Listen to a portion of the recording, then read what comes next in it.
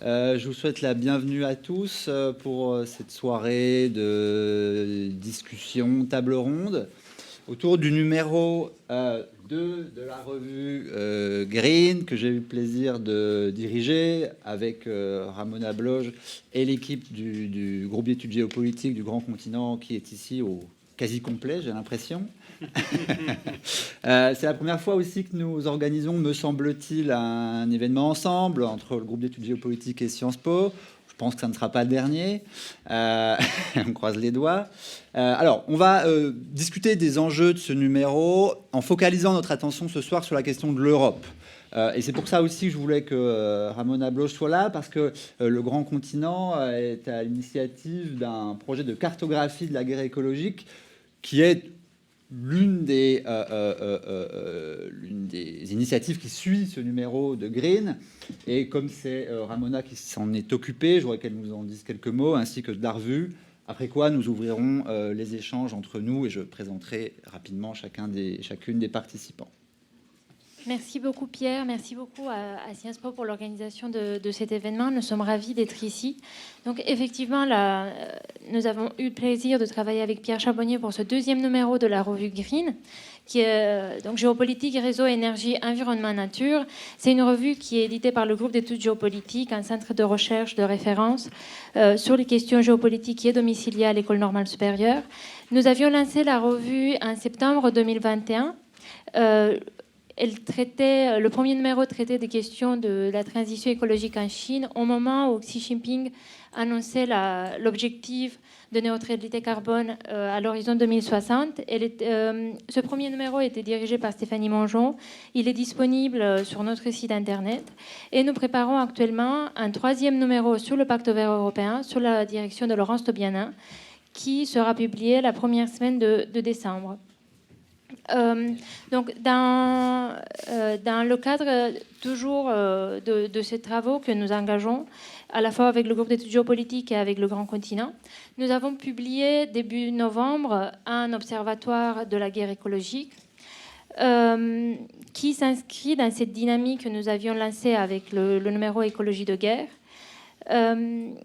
Et qui s'inscrit également dans des travaux que le Grand Continent a réalisés par le passé, parce que nous avions lancé un observatoire du Covid-19 au mois de mars, au tout début de la pandémie. Donc, qu'est-ce qui nous a motivé dans notre travail ? Nous avons cherché à identifier les bons indicateurs pour répondre à une question clé qui nous préoccupe tous, comment nos systèmes énergétiques vont passer l'hiver et comment l'Europe va définir sa stratégie à moyen et à long terme pour faire face à cette séquence. Nous avions commencé à travailler à une série d'indicateurs et il y a bien sûr plusieurs clés de lecture de cet observatoire qui est un libre accès sur le site internet, mais je vais vous en proposer une ce soir. C'est de partir c'est de traiter de la question du temps. Et du coup, si on regarde en premier lieu des indicateurs à court terme, nous regardons en premier lieu la question des prix. Du coup, nous proposons une analyse des évolutions du prix à partir un peu tôt de 2015, mais surtout à partir de la séquence 2021, quand la crise énergétique a commencé en Europe, quand les prix ont commencé à croître à la fois sur le fond de la reprise économique post-pandémique, mais aussi en Europe plus particulièrement parce que la Russie ne remplissait plus les réserves de gaz.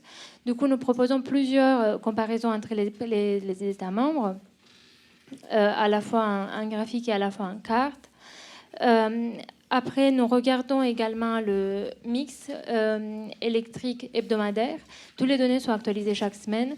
Du coup, ici, nous avons comment les États membres font face actuellement à la pénurie de gaz et comment ils remplacent dans leur mix électrique la baisse d'approvisionnement en gaz russe. Nous regardons toujours à court terme comment la demande d'électricité évolue, et je pense qu'on va en parler tout à l'heure, qui est un facteur clé de comment nos systèmes énergétiques vont pouvoir survivre cet hiver. Toujours à court terme, nous regardons les principaux pays importateurs du gaz en octobre, parce que même si sur les 4 gazoducs qui relient la Russie à l'Europe, il y a un qui fonctionne toujours. Et nous voyons ici les sommes que les États membres payent encore pour l'approvisionnement en gaz russe.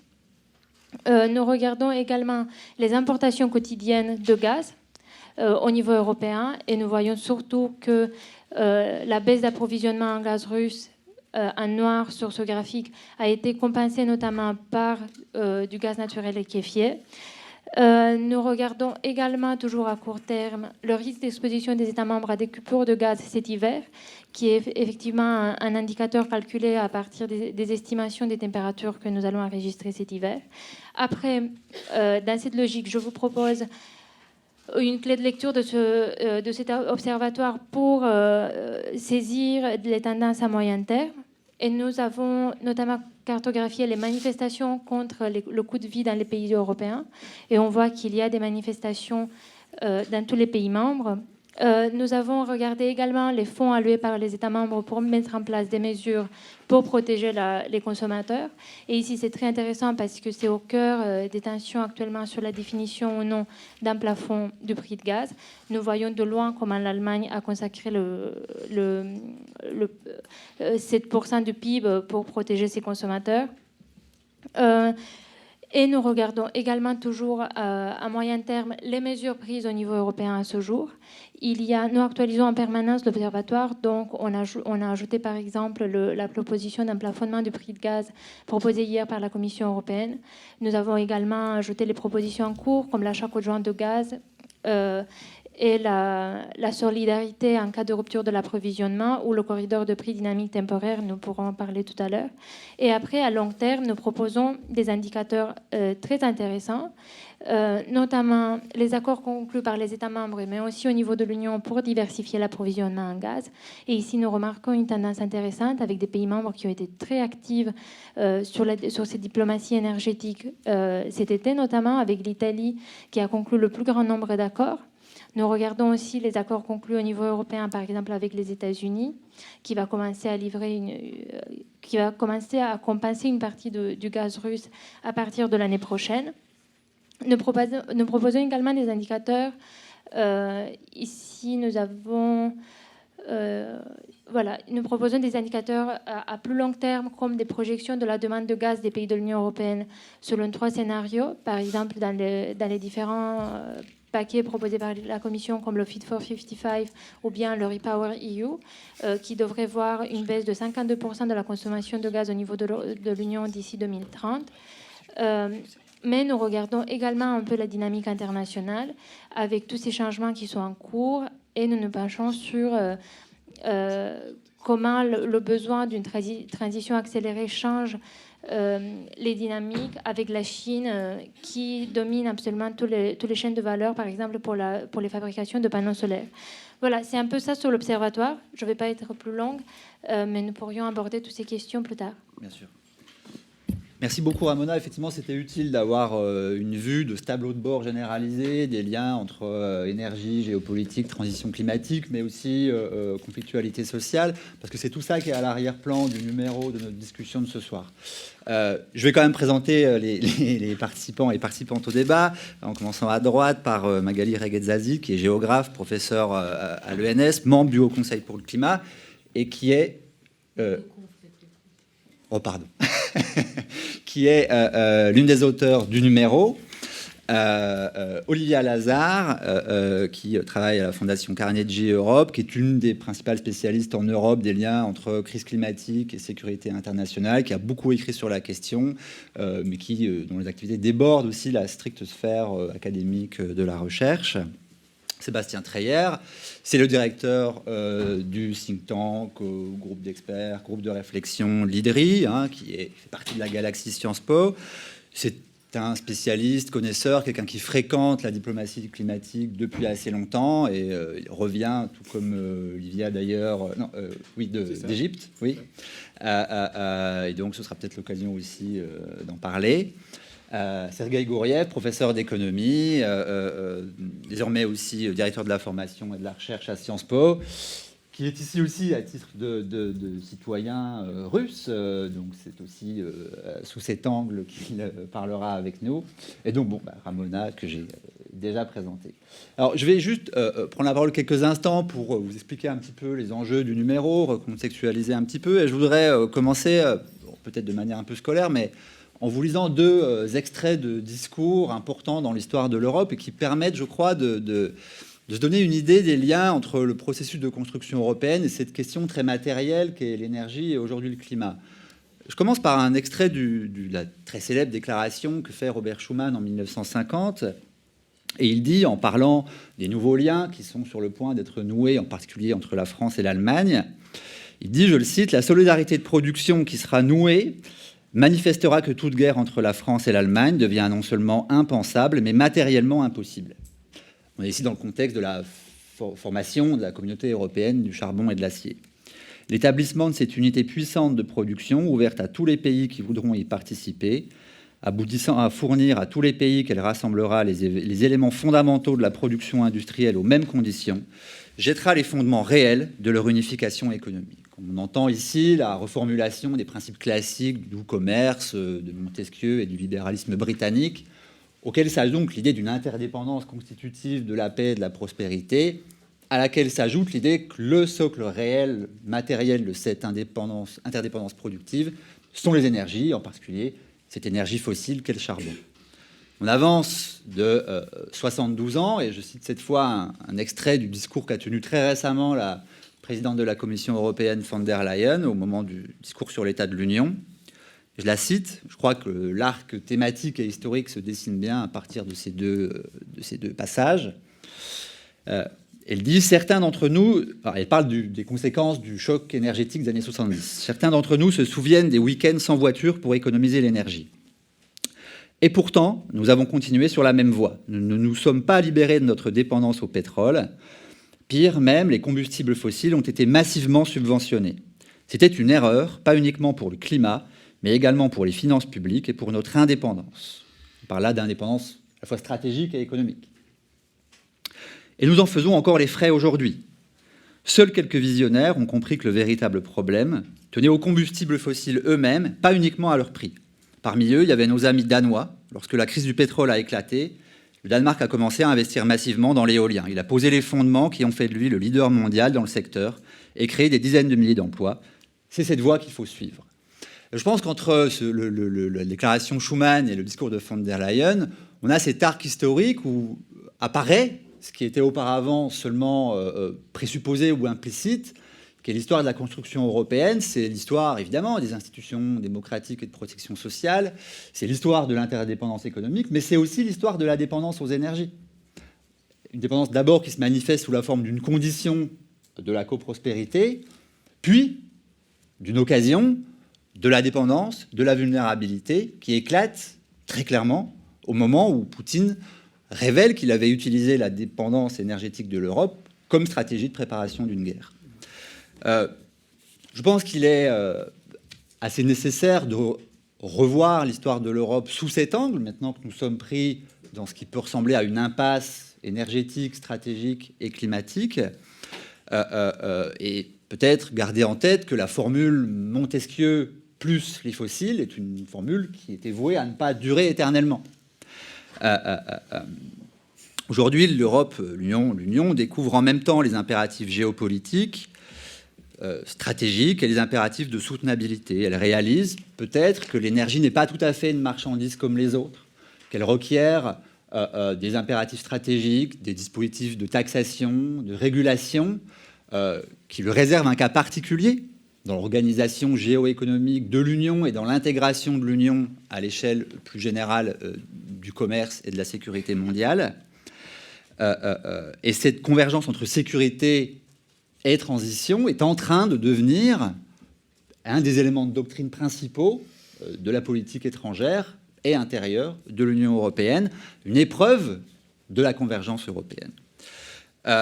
Donc nous allons consacrer le premier tour de discussion à cette trajectoire de l'Europe, sa signification, ses circonstances institutionnelles et matérielles, et nous garderons ensuite pour un deuxième round de discussion des réflexions plus prospectives sur la question de savoir si oui ou non il s'agit véritablement d'une impasse, si on est capable et à quelles conditions d'en sortir, et qu'est-ce que cela dit du présent et de l'avenir de l'Europe.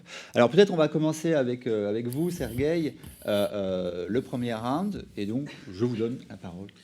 Merci beaucoup Pierre pour cette clarification. Je voudrais aussi bien clarifier que je suis vraiment citoyen russe, mais j'ai quitté Russie il y a 9 ans. En fait, dans cette salle ici, mois de mai 2013, j'ai eu une conférence quand on a annoncé que je démissionnais de tous les postes en Russie et reste ici. En fait, je me souviens très très bien de cette salle dans l'époque Amphikako. Donc pour moi, c'est un peu de nostalgie, revenir vers mes racines à Sciences Po. Merci Sciences Po pour m'accueillir. Donc, sur le sujet de Montesquieu plus fossile, que je trouve vraiment, vraiment importante, je pense qu'on a eu beaucoup de facteurs, beaucoup de drivers de la guerre. On peut évoquer Afghanistan. Sortie d'Afghanistan a montré que l'Ouest, l'Occident, n'est pas vraiment uni et parfois faible. Et ça, je pense, a été un facteur important pour convaincre Poutine qu'il peut faire quelque chose contre l'Ukraine et l'Ouest va se limiter avec les sanctions un peu faibles, un peu limitées comme en année 2014. 2014 L'autre sujet, c'est un peu particulier, mais M. Poutine a passé 2 ans en isolement pendant le Covid. Et quelques spécialistes neurosciences vont dire que 2 années en isolement, c'est vraiment, vraiment dangereux sur le sujet de neuropsychologie. Et ils sont sérieux.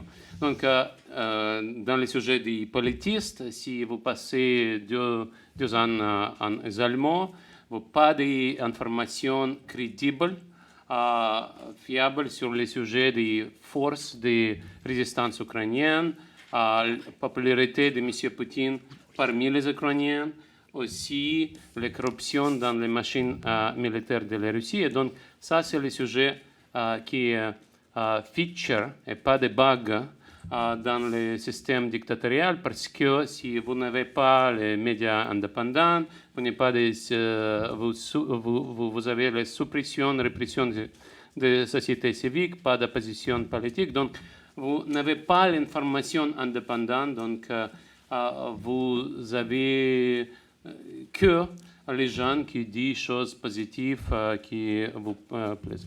Donc, ça, c'est un autre facteur. Mais, comme Pierre a déjà évoqué, l'autre facteur, c'est les fossiles et l'interdépendance. Et donc, pour M. Poutine, cette rente, cette revenu d'exportation de pétrole et gaz a été vraiment source importante pour nourrir, pour payer, pour préparation pour la guerre, pour les répressions aussi. Et donc, ça, cette revenu d'exportation des fossiles, ça a été une vraie grande source de ressources pour le régime poutinien. Et juste pour donner quelques chiffres, dans l'année 2021, c'était 7-8% de PIB. C'est le revenu du budget russe. C'est un tiers des revenus du budget russe, grosso modo. Et moitié des exportations de gaz et pétrole, ça a été en Europe. Donc, exportation de gaz et pétrole à l'Europe, ça a été vraiment une chose très importante pour le budget de M. Poutine. Donc, interdépendance était là. Et comme les sanctions ne touchaient pas les revenus, les exportations de gaz et pétrole après, y compris après 2014, intergérance des élections américaines 2016, empoisonnement des citoyens britanniques 2018, empoisonnement de M. Navalny 2020, M. Poutine a décidé que l'Ouest est plus dépendant du gaz russe que M. Poutine est dépendant sur les revenus des exportations de pétrole et gaz en Europe. L'autre sujet, c'est aussi important, M. Poutine a rejoint OPEC et a créé OPEC+. Et ça, c'est une chose, pour les économistes, on déteste les monopolies, on déteste les cartels, mais OPEC+, c'est un cartel transfrontalier, donc il n'y a pas de régulation contre cette cartel. C'est juste maintenant, c'est que décembre, mois de décembre 2022, qu'on va introduire les plafonds sur le prix du pétrole. Et ça, c'est une chose qu'on peut faire si on a un cartel en Europe, aux États-Unis, on peut faire tout de suite et en fait mettre les gens qui font ça dans les maisons d'arrêt. Mais OPEC et OPEC+, a contrôlé le marché du pétrole et continuer en fait maintenant à augmenter le prix du pétrole dans les marchés globaux. Et ça, c'est une chose très importante. M. Poutine a rejoint OPEC, dit l'OPEC, OPEC+, a été créé en 2016. Et pour ça, il a obtenu les revenus supplémentaires parce que le prix du pétrole a été augmenté. Donc, les autres sujets sont complètement liés à ce que Pierre a discuté. Ça, c'est le sujet de l'interdépendance. Donc, si M. Poutine est dans l'état d'interdépendance avec l'Union européenne, donc cette guerre, c'est vraiment une erreur grave et dangereuse pour la Russie même. Et c'est vrai, M. Poutine a commis une grande erreur qui a déjà détruit l'économie russe. Et je crois, comme spécialiste des régimes non démocratiques, je crois que cette guerre, cette décision a commencé la guerre cette année-là, a raccourci l'espérance de vie politique de M. Poutine, l'espérance de vie de son régime. Donc, pour ça, je soutiens les thèses, l'argument de Montesquieu plus possible. Je pense que l'Europe est moins dépendante en Russie que la Russie est dépendante sur l'Europe. Et cette interdépendance, si M. Poutine a été rationnel, pragmatique et tout ça, cette interdépendance devait protéger les paix. Mais M. Poutine, malheureusement, a été isolé des informations critiques et tout ça. Mais l'autre sujet, c'est la décision de Mme Merkel, il y a 10 ans. Après Fukushima, Mme Merkel a décidé de commissionner toutes les centrales nucléaires allemandes et construire la stratégie de transition verte en Allemagne pour sortir le charbon, augmenter les énergies renouvelables et pour la transition, utiliser le gaz russe. Et ça a été une grande erreur parce qu'elle aussi lu Montesquieu, Schuman et tout ça. Mais je suis d'accord que Mme Merkel a été pragmatique et ça, c'est l'erreur, grande erreur de M. Poutine qui a conduit à cette guerre-là. C'est pour moi, ça, c'est une chose qui est vraiment plus les choses, l'aspect des régimes politiques non démocratiques avec une grande erreur que beaucoup de dictateurs peuvent faire. Et on a eu ça cette année-là avec M. Poutine. Oui, effectivement, c'était un pari énergétique et géopolitique de l'Allemagne. On peut dire pari perdu. Erreur, ça revient à peu près au même, effectivement. Si vous jouez un jeu avec quelqu'un qui n'est plutôt pas rationnel, comme Mme Merkel a déjà indiqué en année 2014-2015, M. Poutine est dans un autre monde. Donc, c'est toujours difficile de jouer quelque chose contre un joueur comme ça. Effectivement.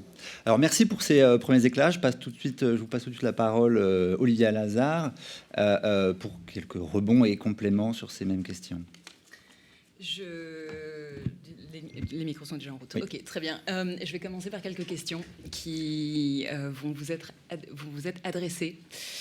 Qui ici croit que Poutine croit au changement climatique? Levez la main.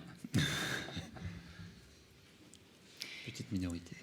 Qui ici croit que Poutine croit à la transition énergétique? Qui ici croit que l'Union européenne croit au changement climatique,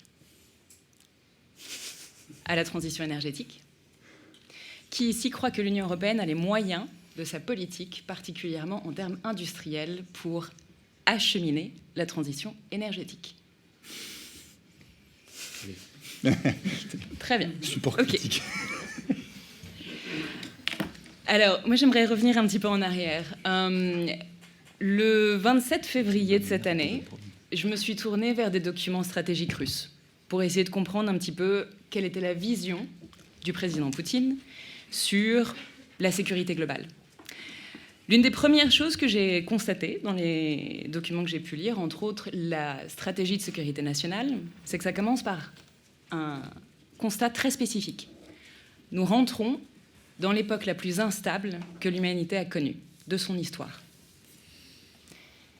Quand on triangule ça avec le fait qu'en l'occurrence la Russie a des stratégies sur la sécurité écologique qui mentionnent le changement climatique, l'effondrement écologique, sur comment maintenir justement la capacité et le capital naturel de la Russie, on se rend compte qu'il y a une compréhension déjà juste là-dessus qui est assez stratégique, parce qu'il pour avoir un document stratégique de sécurité écologique, sachant que l'Union européenne ne l'a pas, il faut déjà avoir une compréhension très développée de ce qu'est le changement climatique. L'autre chose, c'est que en lisant les différents documents, je me suis rendu compte que la Russie de Poutine était rentrée depuis 2014 dans une stratégie d'autosuffisance croisée, en l'occurrence, avec une stratégie de diversification. Pourquoi ? Parce qu'il était nécessaire, en l'occurrence, de se protéger contre les différentes vagues de sanctions qui allaient venir depuis 2014 et qui allaient s'accélérer, parce qu'il devait y avoir justement des ruptures au niveau international sur les changements qu'allait amener le changement climatique, mais aussi les fractures énergétiques. Et qu'il fallait non seulement protéger la capacité industrielle et agricole de la Russie, mais pourquoi pas utiliser justement l'instabilité pour redevenir une puissance économique et géopolitique. Ça a donné une stratégie de diversification sur plusieurs plans. Le premier, c'était l'agriculture. On a vu justement des stratégies de la part de Poutine d'investir beaucoup plus le champ agricole depuis 2014. Tout en prenant en compte, et il faut remettre ça en lien avec des discours de Poutine qui datent de 2018-2019, que Poutine a remarqué que l'un des premiers champs de dommages du changement climatique, c'est l'agriculture. Et que si la chance allait tourner du côté de la Russie pouvait se positionner comme l'un des paniers agricoles du futur. Il a eu tort là-dessus, mais c'était l'une de ses visions. C'est à mettre en lien avec la façon dont il a utilisé justement l'arsenalisation du grain avec la guerre en Ukraine. Ça donne, en l'occurrence, une vision du futur. L'autre stratégie de diversification, elle était énergétique. La Russie a très bien compris, en l'occurrence, que l'Union européenne était très sérieuse avec sa transition énergétique et avec ses plans de transition climatique. Cela demandait par conséquent de pivoter les exports d'hydrocarbures vers l'Est, vers le Vietnam, vers la Chine et vers d'autres pays d'Asie. La deuxième stratégie de diversification, c'était de réinvestir le champ du nucléaire et donc de réinvestir le champ industriel autour du nucléaire.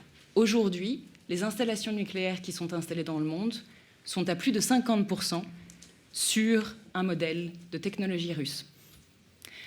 Le troisième champ de diversification, c'était les minerais critiques, dont je suppose beaucoup d'entre vous ont commencé à entendre parler depuis environ 6 mois. Les minerais critiques sont en l'occurrence la colonne vertébrale de la transition énergétique. Nous avons besoin de plus de 40 ou 50 minerais critiques, dont le lithium, le cobalt, le cuivre, le tantale, le palladium et j'en passe, pour construire ce qu'on appelle les clean tech, les panneaux solaires, les éoliennes, les batteries et toute l'électrification du grid. La Russie est l'un des pays, en l'occurrence, qui a des réserves de nickel de premier grade, ce qui est très rare dans le reste du monde.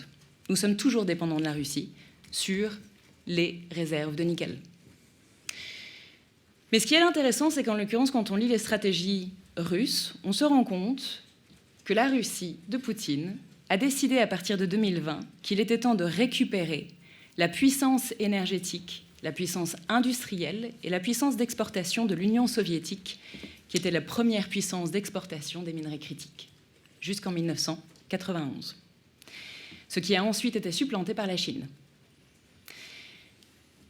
Pour rattraper le retard, la Russie a donc mis en place une stratégie nationale de réinvestissement de son espace industriel sur les minerais critiques, mais a aussi décidé de mettre en place des accords stratégiques avec différents pays du monde pour assurer des imports-exports, des accords commerciaux, des accords militaires et des accords sécuritaires avec différents pays du monde qui sont en l'occurrence très bien dotés en matière de minerais critiques. Quand on regarde les accords commerciaux, on voit par exemple qu'il y a des accords très importants avec le Brésil. Quand on regarde les accords militaires ou les accords sécuritaires, il faut se tourner vers l'Afrique. J'étais en 2018 à Bangui, en République centrafricaine, au moment où les troupes de Wagner sont arrivées. Quelques mois après être passés par Bangui, on les a retrouvés sur toutes les zones qui étaient très très bien dotées, dans ce qu'on suspecte être des gisements de minerais critiques, particulièrement de terres rares. Ce qui est très important pour la Chine. Si on compare en l'occurrence ce qui est en train de se passer, j'ai l'habitude de m'exprimer en anglais, c'est un petit peu compliqué de revenir sur le français en ce moment.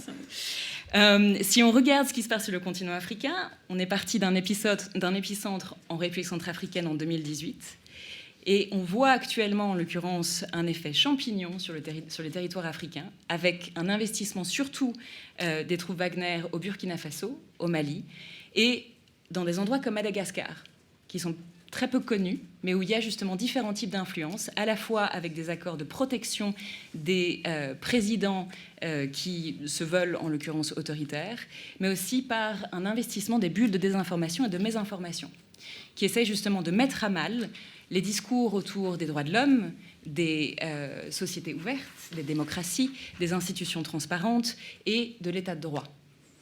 Or, ce qu'on a observé justement depuis le début de la guerre en Ukraine, c'est qu'il y a eu un effort de la part de Macron de réinvestir justement les espaces africains pour essayer de contrer des stratégies d'influence russe qui cherchaient justement à tourner des perceptions en faveur justement du narratif russe par rapport à la guerre. Quel est le lien avec l'Ukraine ? En juillet 2021, l'Union européenne a passé un accord stratégique avec l'Ukraine sur le déploiement, le développement et la diversification des chaînes d'approvisionnement sur les minerais critiques. L'Ukraine est l'un des pays les plus riches en termes énergétiques sur le continent européen, à la fois en hydrocarbures, en uranium et en minerais critiques, particulièrement en terres rares et en lithium d'excellente qualité. Et curieusement, la plupart des gisements sont localisés à l'est de l'Ukraine, sur tous les territoires, en l'occurrence, que la Russie essaie d'annexer actuellement. L'accord stratégique que l'Union européenne avait passé avait pour but, en l'occurrence, d'intégrer l'Ukraine dans cette transition énergétique de l'Union européenne, mais surtout d'assurer les moyens industriels de l'Union européenne pour aboutir sur la loi climat, qui nous oblige d'ici à 2030 de réduire nos gaz à effet de serre d'au moins 55% et de devenir neutre en gaz à effet de serre d'ici à 2050. Ce que l'épisode ukrainien indique, c'est que, de un, nous sommes rentrés dans une rivalité de système qui met en rapport la Russie et la Chine et qui cherche à mettre à mal, en l'occurrence, les modèles de transition non pas seulement énergétiques à l'européenne ou à l'américaine ou dans les espaces OCDE, mais qui cherche à mettre à mal des modèles de transition qui ont à voir avec les modèles de pouvoir. Et l'un des enjeux de ces transitions de pouvoir, ce sont les minerais critiques. Or, si on compare la façon dont la Russie a réussi à mettre en place sa vision de la transition énergétique, on voit bien évidemment que, effectivement, ils veulent continuer à exporter leurs hydrocarbures, ils veulent juste changer de clientèle, qu'ils veulent réinvestir justement différents espaces industriels qui leur permettront en fait d'être ce qu'on appelle en anglais, que j'arrive toujours pas à traduire en français, des power brokers, et d'investir et d'acquérir des gisements à la fois en Afrique, dans les Balkans, en Asie centrale et par des moyens commerciaux aussi en Amérique latine, que cela met la Russie à la fois en alliance et en compétition avec la Chine, que ça nous met dans une position par rapport à la Russie de future dépendance. Et ce que ça indique et ce que ça traduit justement de la Russie, c'est que comparé à l'Union européenne, qui effectivement a adopté une vision en fait, de la transition qui a été financière, technique, technologique et régulatoire, la Russie a adopté une vision de la transition énergétique et des changements d'équilibre de pouvoir qui étaient géostratégiques, militaires, sécuritaires et industriels. Au jour d'aujourd'hui, il existe 2 accords stratégiques entre l'Union européenne et différents pays qui nous assurent justement des accords qui vont permettre des approvisionnements en termes de minerais critiques. L'Ukraine et le Canada. Et l'Union européenne vient de se rendre compte, et là il faut qu'on... Je ne sais pas s'il faut qu'on remercie ou qu'on se désole du fait que ça ait dû passer par une guerre. Il faut effectivement se rendre compte que l'Union européenne est en train de se réouvrir au monde sur une politique d'industrialisation et de géostratégie qui la met en lien en tant que puissance moyenne avec d'autres puissances moyennes en Afrique, en Amérique latine, en Asie centrale et en Indo-Pacifique. C'est au travers justement de liens de qualité avec les différents pouvoirs dans ces différentes régions du monde qu'il y aurait une capacité de l'Union européenne d'accélérer sa propre transition et qu'il faudra par conséquent que l'Union européenne sorte de ses points morts par rapport à ses stratégies régulatoires et comprenne quels sont les moteurs de transition en externe à l'Union européenne.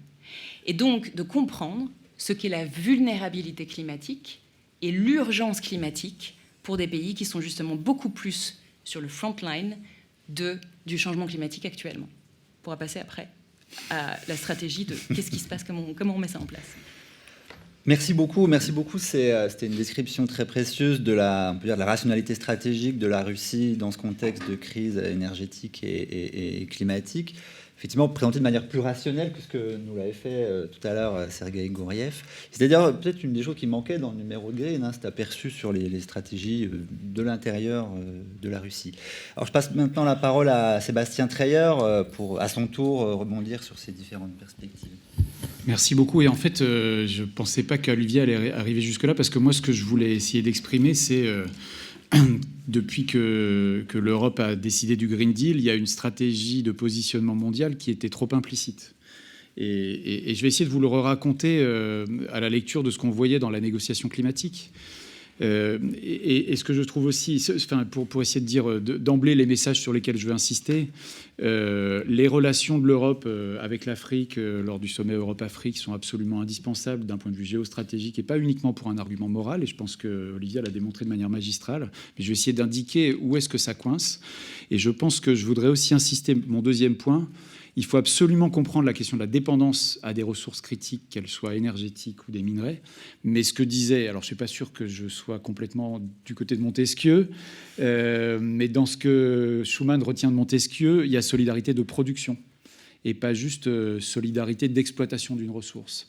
Et je pense que ce qu'indiquait Olivia, donc voilà, j'ai l'impression de vraiment de rebondir sur les messages, c'est qu'en fait, ce que l'Europe doit construire avec les pays, c'est pas juste des relations d'exploitation des ressources des pays africains, parce qu'ils nous envoient très fort le message, tous nos collègues africains, qu'ils ne veulent pas être renvoyés dans un rôle de pourvoyeur de matières premières de l'époque coloniale, et c'est ça qu'ils ont l'impression qu'on leur propose, et qu'à l'inverse, il faut qu'on soit dans la création de solidarité de production, que les chaînes de valeur de l'automobile électrique aient des emplois en Afrique du Sud, en Namibie, au Sénégal. Ça va être compliqué, mais c'est ça qu'ils nous envoient.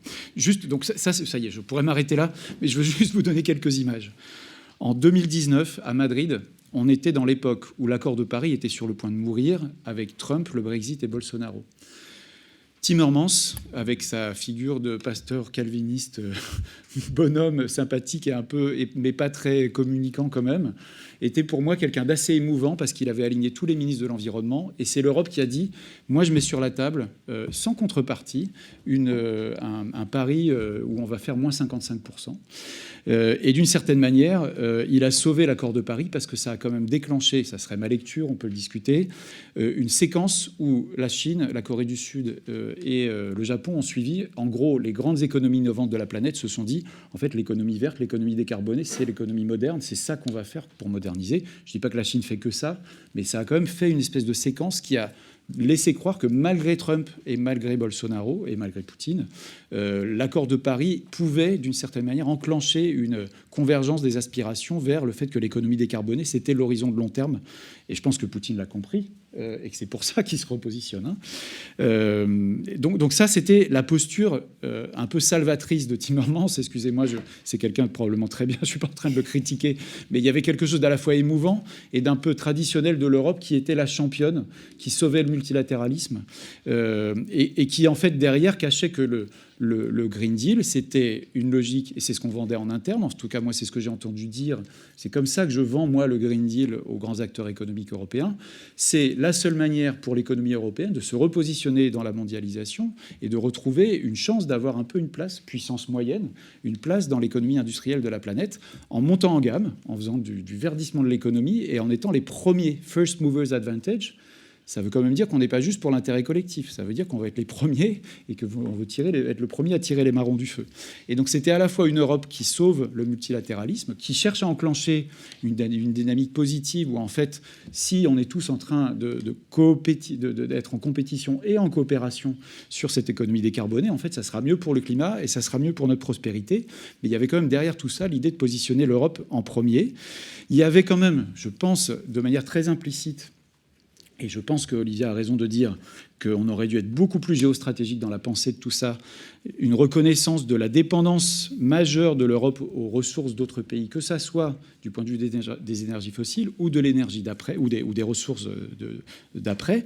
C'est quand même ce que Janez Potočnik, commissaire européen à l'environnement, a martelé pendant 5 ans en disant la dépendance aux ressources, c'est majeur. Le président de la commission Juncker n'était pas très intéressé parce qu'il entendait ça comme une question d'économie circulaire qui était un truc d'écolo. Et ça n'a pas du tout percolé. Juncker a dit l'environnement, ça commence à bien faire, même s'il l'a dit probablement en luxembourgeois et que ça ne sonnait pas comme Sarkozy. Et donc, on va d'abord mettre le frein sur toutes les nouvelles directives environnementales, y compris celles sur l'économie circulaire. Ce que disait Potočnik, qui co-dirige le panel sur les ressources, le panel des Nations Unies sur la rareté des ressources avec Isabella Teixeira, la brésilienne, c'est que en fait, c'est géostratégique et que l'Europe est caractérisée par sa rareté des ressources. Et donc, il faut qu'elle travaille autour de ça. Et donc, toute la stratégie que vendait Potočnik était celle-ci, mais elle n'a pas suffisamment entendu. Elle passait par efficiency et sufficiency, donc productivité, efficacité d'usage des ressources et sobriété, mais c'était en dessous des radars. Et donc, on avait une Europe qui se positionnait à la fois comme championne du multilatéralisme, championne de l'aide publique au développement, et je vais y revenir, c'est vrai, en plus, d'un point de vue des donneurs d'aide publique au développement, et puis championne de l'action climatique dans une logique de vertu qui, évidemment, est quelque chose qui ne marchait déjà pas depuis longtemps. D'une part, les pays du Sud disaient « vous n'êtes pas crédibles, vous n'allez pas faire ce que vous dites », et d'autre part, vous n'êtes pas les seuls champions. Et donc, j'ai bientôt fini sur cette partie-là. Ce que je voulais dire, c'est que ce pas est important à comprendre et je pense effectivement qu'on n'en a pas tiré toutes les conséquences en termes de repositionnement de la politique commerciale de l'Union européenne et de géostratégie au sens beaucoup plus stratégique et sécuritaire du terme. Avant même la guerre en Ukraine, le Sud global, j'allais dire le Sud sans la Chine, ou ceux qui ne se sont pas alignés sur, y compris la Chine d'ailleurs, mais qui ne sont pas alignés sur la condamnation de la Russie pour son invasion de l'Ukraine, avant même ça, tous les pays, tous les experts avec qui on échangeait, qu'ils soient d'Asie du Sud-Est, d'Amérique latine et d'Afrique, de nouveau, tout à fait en accord avec les régions que tu pointes, Olivia, nous disait, en fait, notre trajectoire d'émergence est en train d'être cassée par les conséquences socio-économiques du Covid voilà, on pourrait dire maintenant encore plus par la guerre en Ukraine. En même temps, vous êtes en train de mettre en place les normes et les standards d'une économie verte qui va être encore plus une barrière commerciale pour nous et qui va nous renvoyer dans un rôle de pourvoyeur de matières premières. Vous nous voyez dans cette économie verte uniquement comme dans une économie coloniale. Et donc on revient en arrière. Et donc leur question était à la fois l'asymétrie des ressources financières massives développées par les pays du G7 pour relancer leur économie face à des montants d'aide publique au développement qui étaient minuscules. Et on comprend, dans l'opinion publique, on ne voit pas comment on ferait plus pour envoyer encore plus d'aide publique au développement. Et ça serait pas les mêmes. On a des ordres de grandeur très différents entre la relance en interne et ça.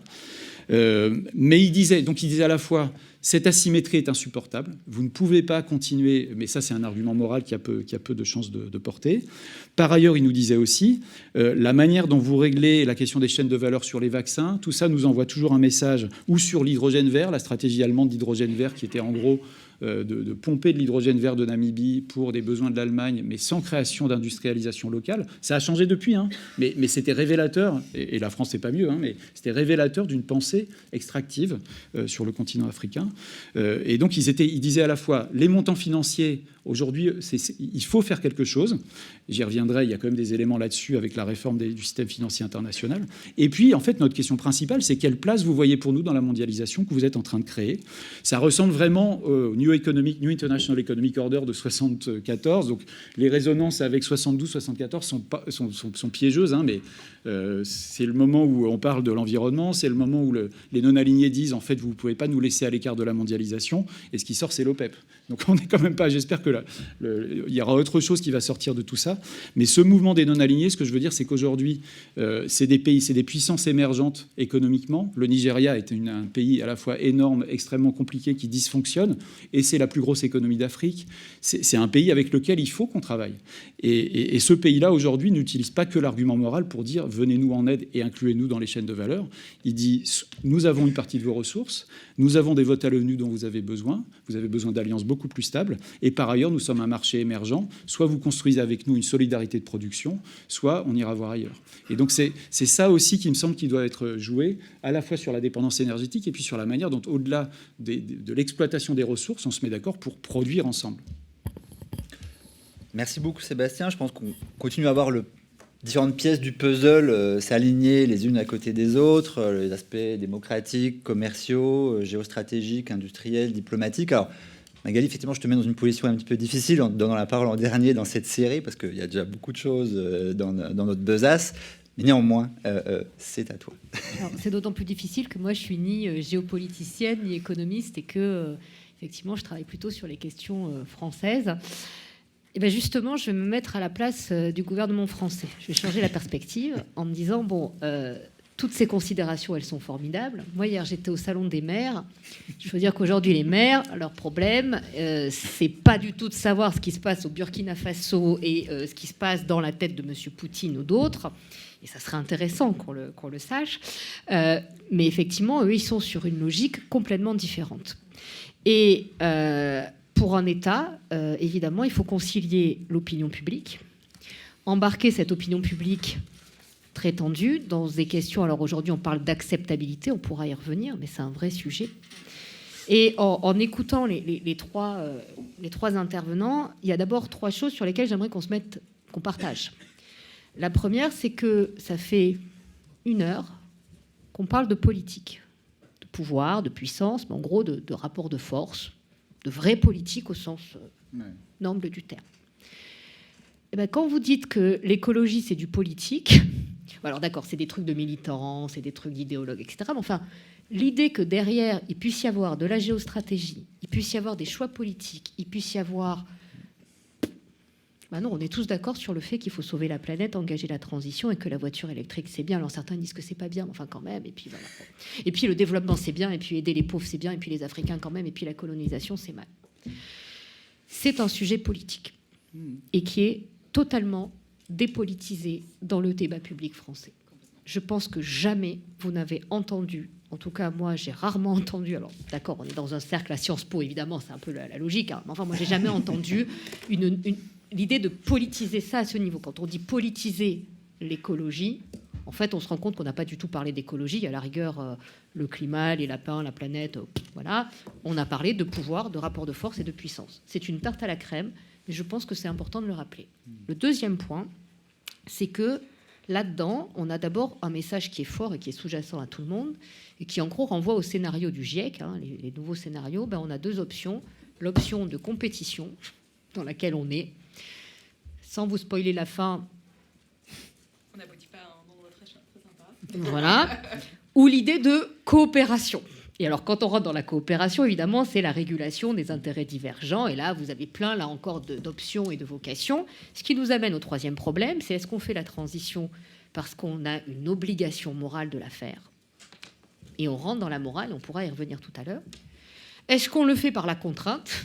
En gros, à un moment, on envoie Wagner, on leur dit maintenant ça suffit et tu vas chercher le lithium. Je fais simple. Hein. Alors ça peut être la taxe carbone, ça peut être à un moment, vous voyez, mais il y a un peu cette dimension aussi autoritaire.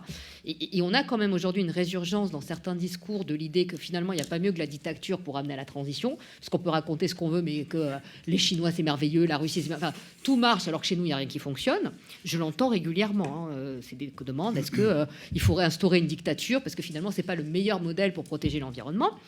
Et puis entre les deux, il y a les intérêts bien compris, avec là aussi des discours surréalistes où on demande à des entreprises privées de faire de la philanthropie.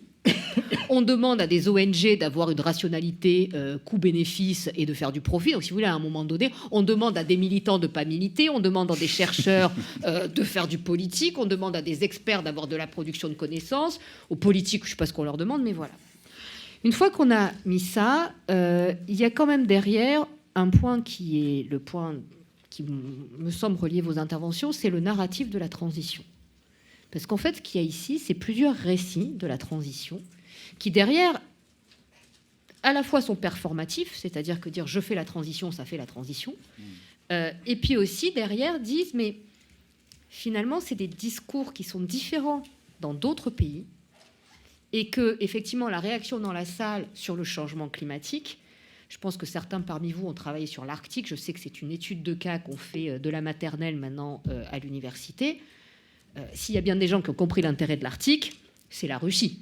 Et donc, si vous commencez à parler d'une route sur l'Arctique, c'est que vous avez compris qu'il y a un changement climatique.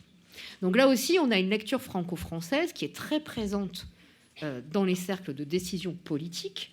Et n'y voyez aucun mythe, enfin aucun complot. Hein. Il y a ça.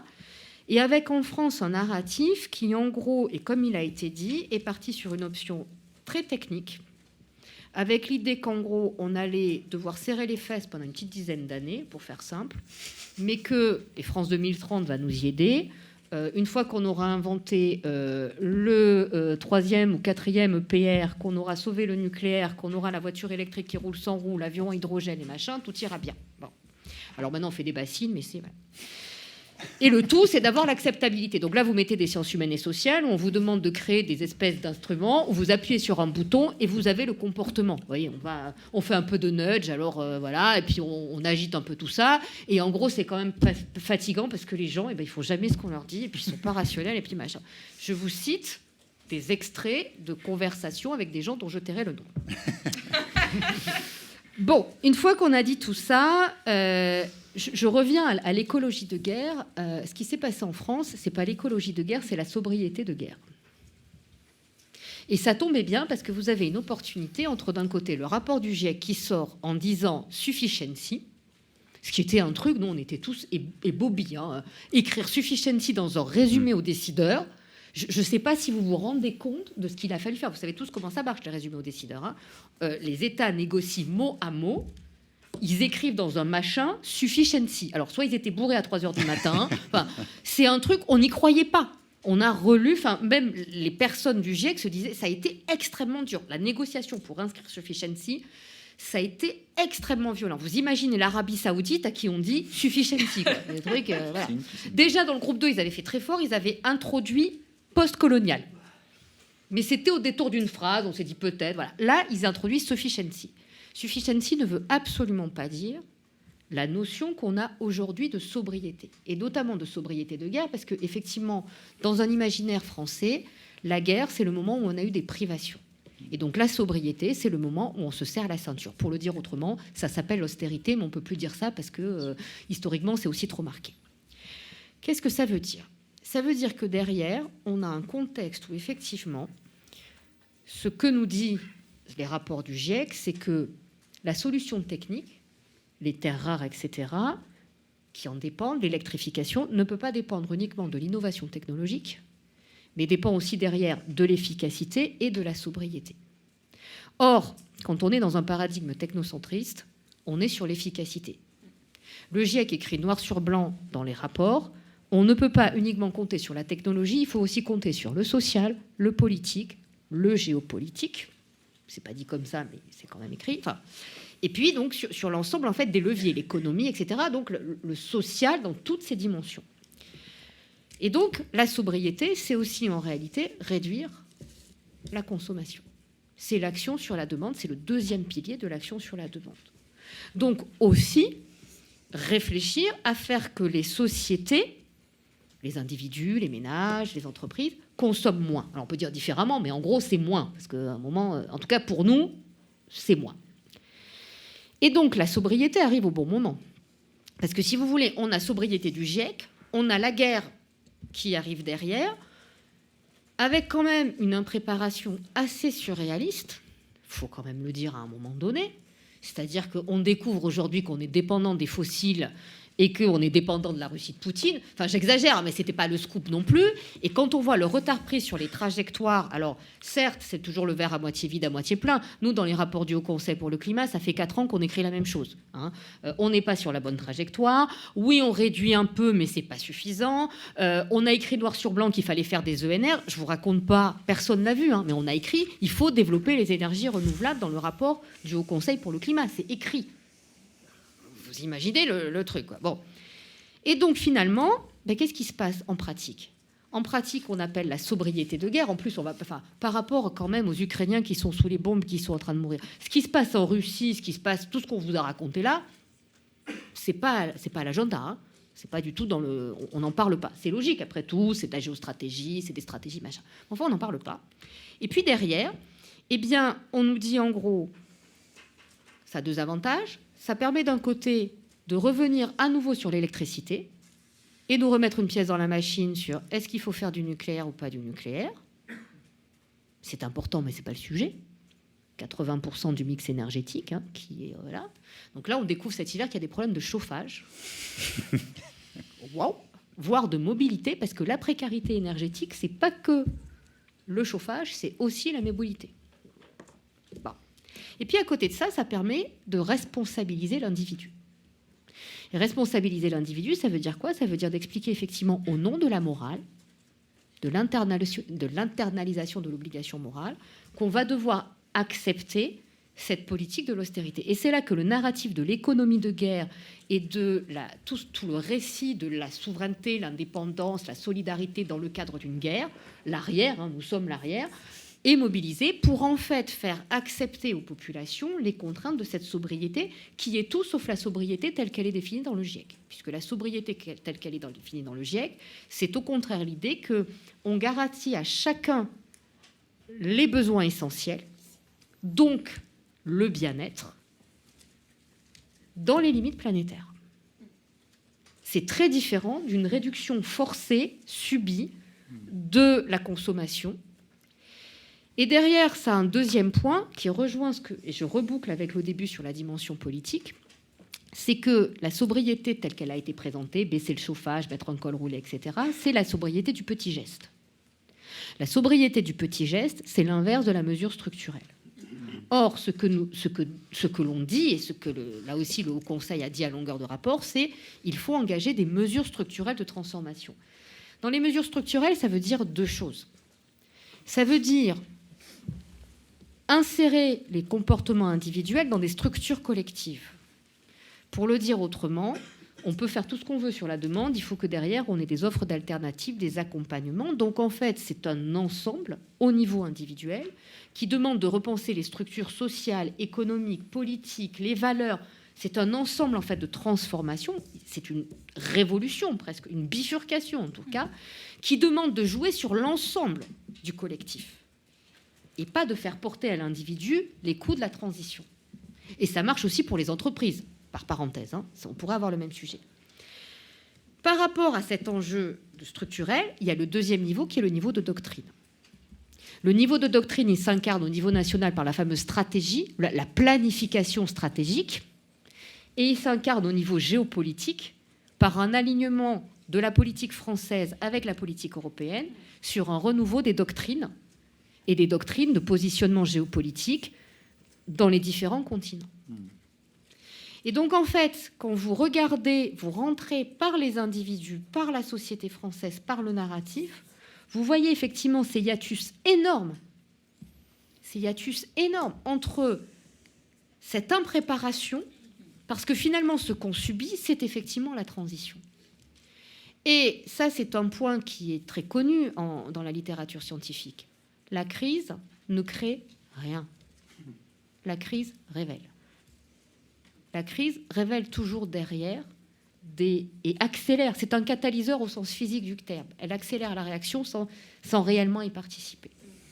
Ce qui s'est passé avec l'Ukraine est à la fois un accélérateur et un révélateur de l'impréparation, des difficultés, des faiblesses et des fragilités des doctrines, et finalement de cette conviction technologique. Alors, n'y voyez pas un élément négatif, je m'entends bien. Il ne s'agit pas de dire qu'il ne faut pas de technologie, mais c'est en gros cette croyance entre le binôme technologie-individu, au lieu de réfléchir à structure collective et intégration de ces technologies, y compris d'ailleurs dans l'extraction, dans les minerais, dans tout ce que ça suppose, y compris en termes d'industrie, y compris en termes de technologie de guerre. Il y a tout ça qui est en train aujourd'hui de se trouver brutalement mis au pied du mur, parce que d'une certaine façon, on rejoue avec cette crise qu'on a joué sur le Covid.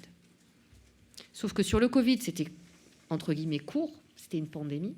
Là, effectivement, en plus, on est obligé de se projeter dans un climat qui change. Et je conclurai en vous disant que, très clairement, l'idée que le climat a changé, a déjà changé, et qu'il faut parler au présent, n'est pas quelque chose d'acquis. Et que, quand vous entendez les maires, le gouvernement, l'ensemble des acteurs avec lesquels on interagit au Conseil pour le climat, ils parlent toujours au futur. Et ça, je pense que c'est très important, parce qu'aujourd'hui, en fait, on est en train de rattraper, comme sur la dissuasion nucléaire, des retards de réalignement de doctrine, où on se rend compte qu'en fait, on est resté prisonnier de schémas qui sont non pas caduques, mais qui doivent être réinterprétés, relus, revus dans le cadre de ce climat qui change. C'est très important ce qui a été dit sur la biodiversité. On parle beaucoup de climat, mais la biodiversité, l'effondrement de la biodiversité, et je pense que ça serait intéressant de savoir comment la Russie se positionne par rapport à ça. On peut s'adapter au climat qui change, ça va faire du dommage. S'adapter à la crise de la biodiversité qui s'annonce, sincèrement, ça va être beaucoup plus compliqué. Et donc derrière, si vous voulez, en entrant par les narratifs et en inversant la perspective, en partant des opinions publiques et de grands écarts que les gouvernements doivent faire par rapport à leur opinion publique qui ne sont pas prêtes du tout, et par rapport aux enjeux internationaux, on peut relire aussi différemment et reprendre en fait tout ce qui a été dit, et de montrer à quel point on a aujourd'hui des écarts énormes qui se sont reflétés d'une certaine manière à la COP27. Je pense qu'on l'a bien entendu dans aussi la traduction qui en a été faite sur la communication politique et médiatique qu'on a eue depuis quelques jours sur la COP27. Alors, merci à tous et toutes. Alors, on a pris un petit peu plus de temps que prévu pour le premier round, mais c'est pas grave. C'est toujours comme ça. On va essayer peut-être de se limiter pour le second, pour peut-être conserver un temps de parole pour notre public. Je serai moi-même extrêmement bref pour lancer le deuxième tour. Simplement en disant qu'effectivement, on a eu un petit peu toutes les dimensions de ces crises entremêlées qui caractérisent, ou pour reprendre l'expression du grand continent, l'interrègne des années 20. En particulier sur ces questions d'écologie de guerre, on voit très bien un mouvement qui redistribue les gagnants et les perdants d'une crise en fonction de leur position dans les politiques industrielles, dans les opportunités, on peut dire, extractives, et dans leur position par rapport à la ligne de front militaire elle-même. On voit en parallèle une redéfinition de l'intervention étatique dans l'économie, qui est quand même l'un des signes les plus flagrants de sortie de période dite de mondialisation heureuse ou autoproclamée comme étant heureuse. Donc, interventionniste qu'on voit désormais partout, aux États-Unis, au niveau de l'Union. Bon, dans le cas de la Chine, c'est évidemment beaucoup moins surprenant. Et puis, troisième aspect, on pourrait dire l'accroissement extrêmement spectaculaire du niveau d'incertitude au sein duquel les décisions doivent être prises. C'était bien dit tout à l'heure, quand on dit il est de plus en plus difficile de savoir sur quel type de rationalité on peut s'appuyer chez les acteurs avec lesquels on entend négocier. Et quand celle-ci fait défaut, effectivement, tous les systèmes d'anticipation sont compromis. Donc effectivement, la question climatique, écologique en général est une question de risque, donc d'incertitude. Et naviguer dans l'incertitude, c'est une caractéristique fondamentale de l'art politique, mais qui là, je pense, nous revient de manière extrêmement spectaculaire.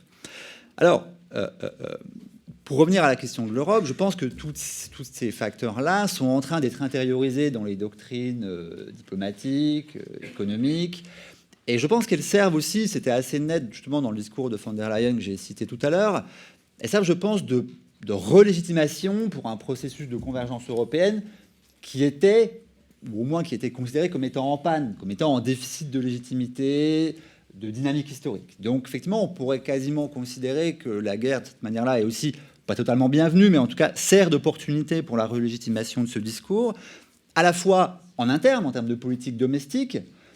Et c'est vrai que ce que tu disais à l'instant, Magali, sur la signification profondément politique de la sobriété, n'est pas tout à fait encore intériorisée par l'Europe, mais peut-être en train de l'être.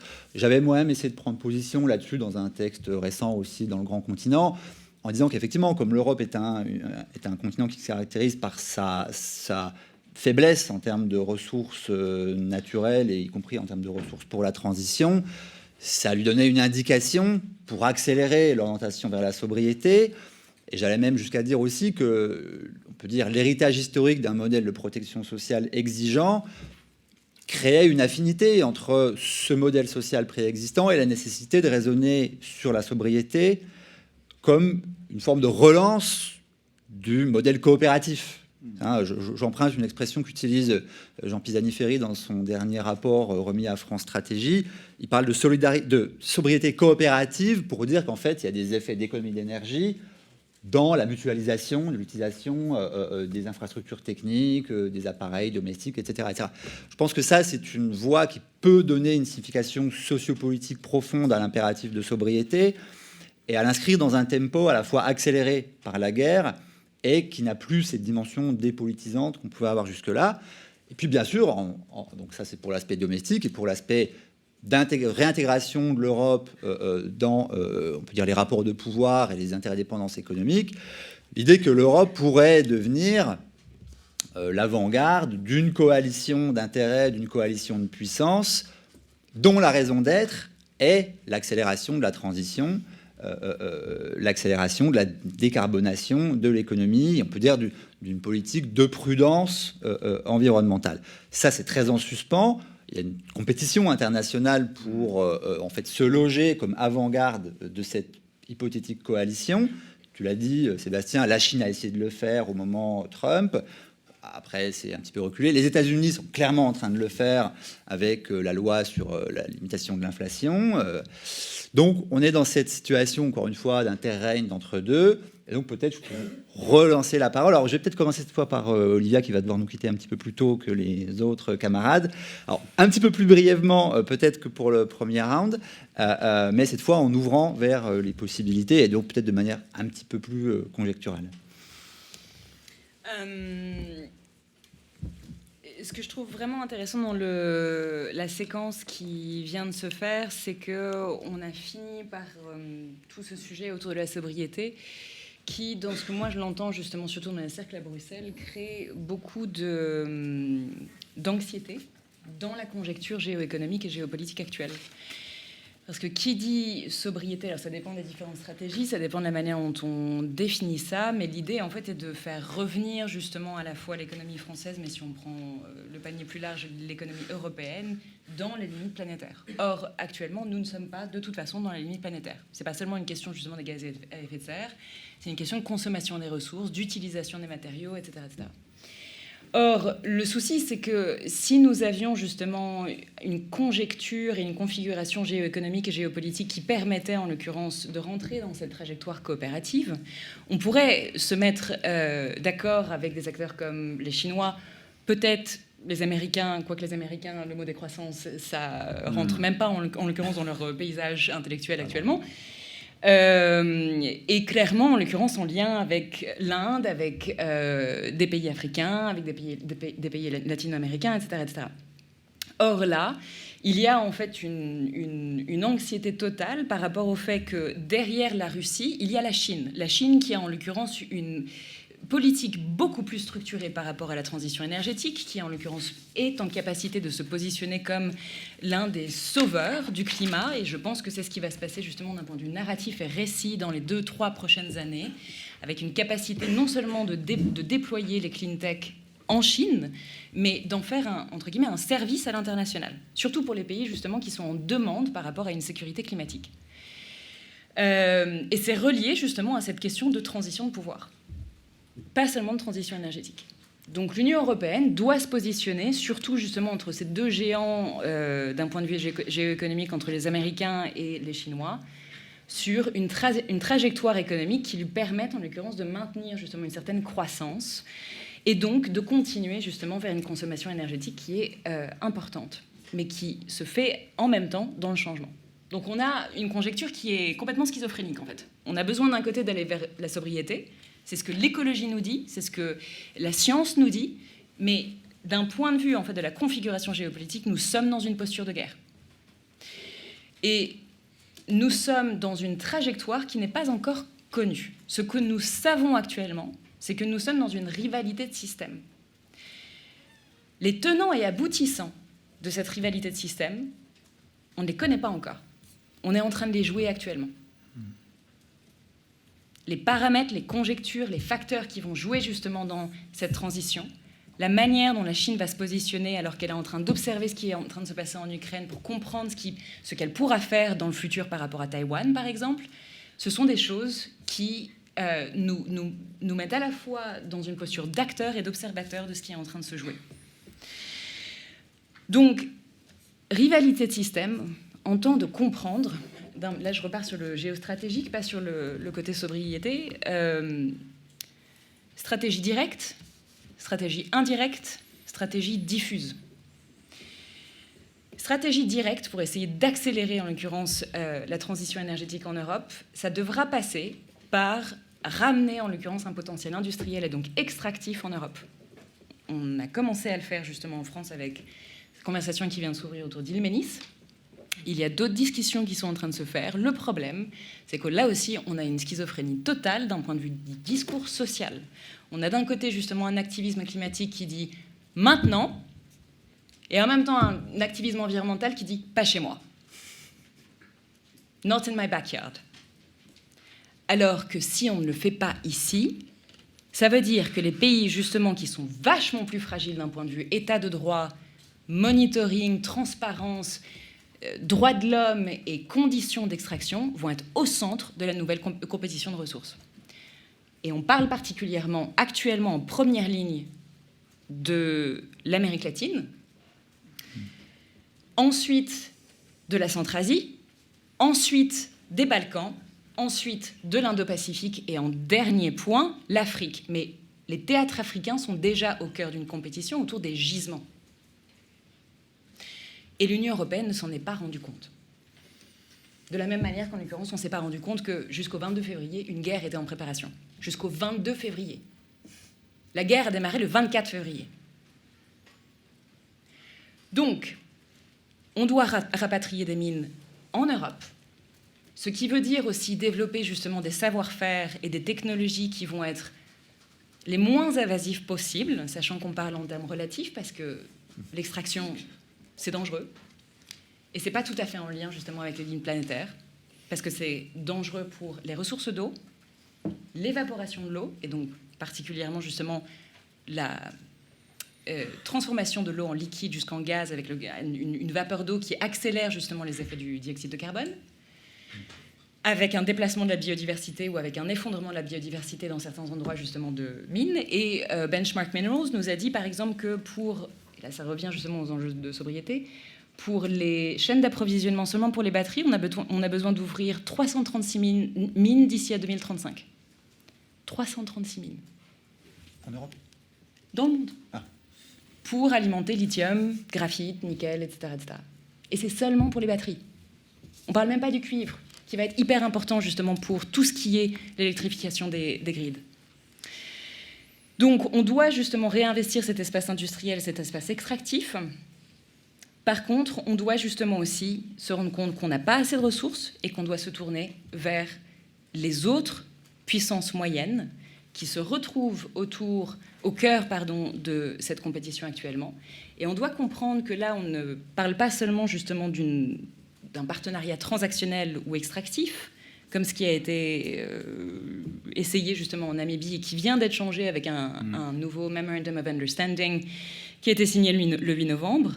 On doit partir en l'occurrence d'une base de coopération au niveau de l'extractif pour comprendre comment changer les économies, non pas pour les orienter vers de la croissance économique seule, mais comprendre comment l'économie doit changer dans différentes régions du monde pour résister aux changements climatiques, aux chocs et aux désastres qui sont déjà dans le système.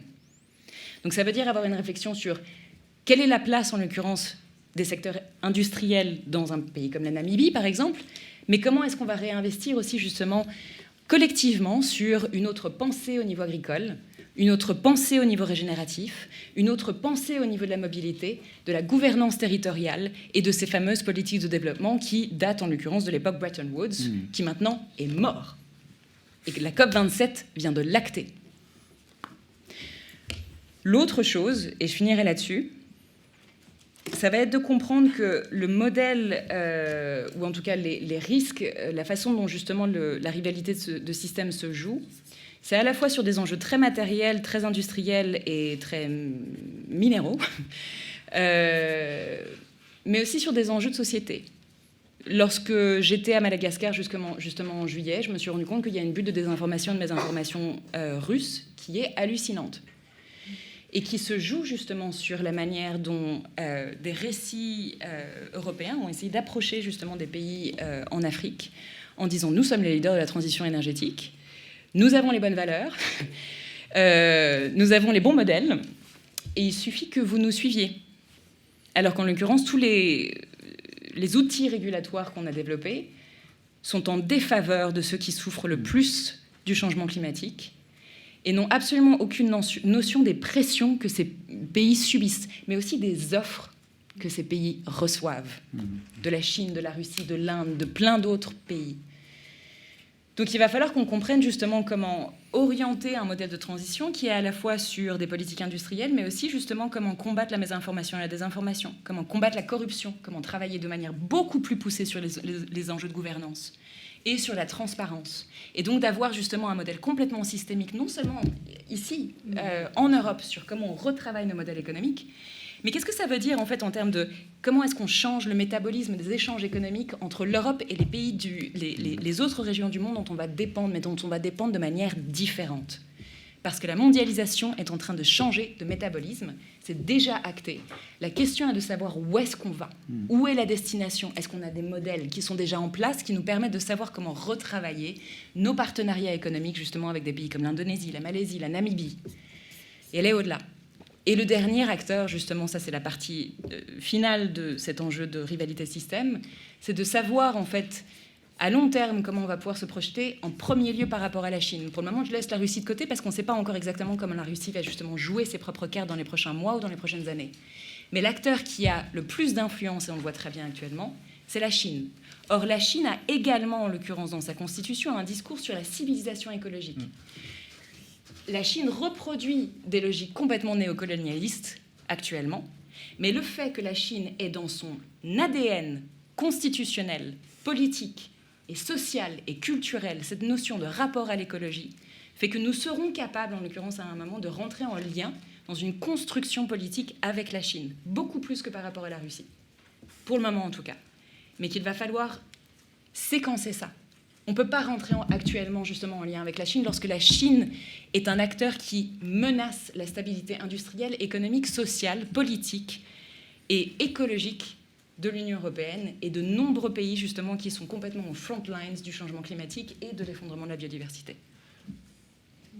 Merci beaucoup, Olivia, de nous faire stresser, mais de nous permettre de comprendre en même temps. Je vous passe la parole, Sergueï, pour savoir maintenant ce qu'un économiste pense des possibilités pour l'Europe dans ce contexte. Je suis plus optimiste. Je pense que l'Europe a décidé qu'il faut gagner cette guerre. Et donc, il faut priver M. Poutine de ses ressources. Et on verra l'embargo qui va commencer peut-être au mois de décembre, peut-être plus tard. Et avec l'embargo, on va voir aussi le plafond de prix pétrolier. Donc, le pétrole russe sera vendu aux pays comme Inde, Chine et tout ça, mais à prix plus bas. Et ça, c'est vraiment important. Mais c'est aussi signifié que l'Europe va acheter le pétrole à prix plus élevé des autres partenaires. Et ça va accélérer la transition verte. Pour les raisons justement économiques. Si les fossil fuels est plus cher, il faut changer, il faut passer à l'autre source d'énergie. Et je pense que ça, c'est inévitable. On a déjà vu ça dans le dernier round des prix du pétrole plus élevés quand tout le monde a commencé à penser les sources énergétiques alternatives. Donc, l'autre sujet, cette accélération, je pense que c'est vraiment quelque chose qu'il faut faire et on va faire ça simplement parce que l'Europe va payer plus pour pétrole et gaz. Le lien Montesquieu de gaz est vraiment déjà cassé. Interdépendance est passée. L'année dernière, le taux les parties d'importation de gaz de la Russie en Europe, ça a été 40%, comme Ramona nous a montré. Maintenant, c'est 6%, c'est quelque chose comme ça. Le gaz russe en Europe, c'est fini. C'est déjà réglé, c'est déjà une chose d'histoire. Donc, l'autre sujet, et je suis complètement d'accord de ce débat de démondialisation. Je suis économiste libéral. Comme les autres économies, je soutiens la thèse que la mondialisation est bonne pour la prospérité. Mais le problème, c'est que la guerre coûtera plus cher que les retour de mondialisation. Et le monde comprend ça bien maintenant, et tous les économistes, y compris les économistes américains, y compris Janet Yellen, maintenant on commence à parler de friendshoring, donc commerce avec les amis. Donc le problème, c'est que si M. Trump gagnera les élections de 2024, donc, je ne suis pas sûr que l'Europe et les États-Unis vont rester les amis. Donc, on parle maintenant pas de friendshoring, mais plutôt de souveraineté européenne et de démondialisation grave. Donc, ça, c'est un grand sujet, mais on a des choix des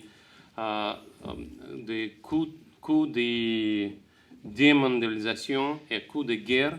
Le choix est vraiment clair. Et donc, ça, c'est un sujet très triste, mais je pense que c'est aussi l'avenir du commerce transfrontalier. Donc, la guerre va va nous forcer de démondialiser bientôt, en fait. Donc, je vais arrêter ici avec les conclusions optimistes pour la transition vers énergétique.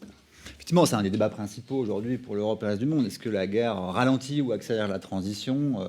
On a des positions plutôt optimistes, plutôt pessimistes selon les cas. Moi aussi, je fais plutôt partie des optimistes. La guerre est une grande tragédie, quoi. Effectivement.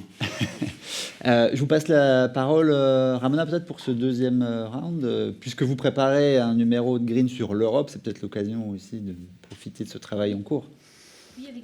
Désolé, du coup, vous êtes derrière l'écran. Peut-être les gens là vous voient, mais là, peut-être un peu moins. Alors, pas de souci, pas de souci. Ouais. Je ne sais pas si ça... Si, c'est bon, ouais. Oui, effectivement, on a très peu parlé du Green Deal européen. Et je dois avouer que le fait en soi que le Green Deal soit porté et adopté par la présidente de la Commission européenne qui vient de la CDU allemande est en soi peut-être une raison d'être optimiste. Mais je voudrais plutôt ajouter que il y a plusieurs signes et plusieurs choses qui sont en train de se définir maintenant et qui peut-être vont être importantes. Le premier, c'est la place du gaz dans la transition énergétique européenne, parce qu'il y avait une partie des pays européens qui avaient parié sur le gaz, qui émet beaucoup moins de CO2 que le charbon, pour effectuer ces transitions, dont l'Allemagne.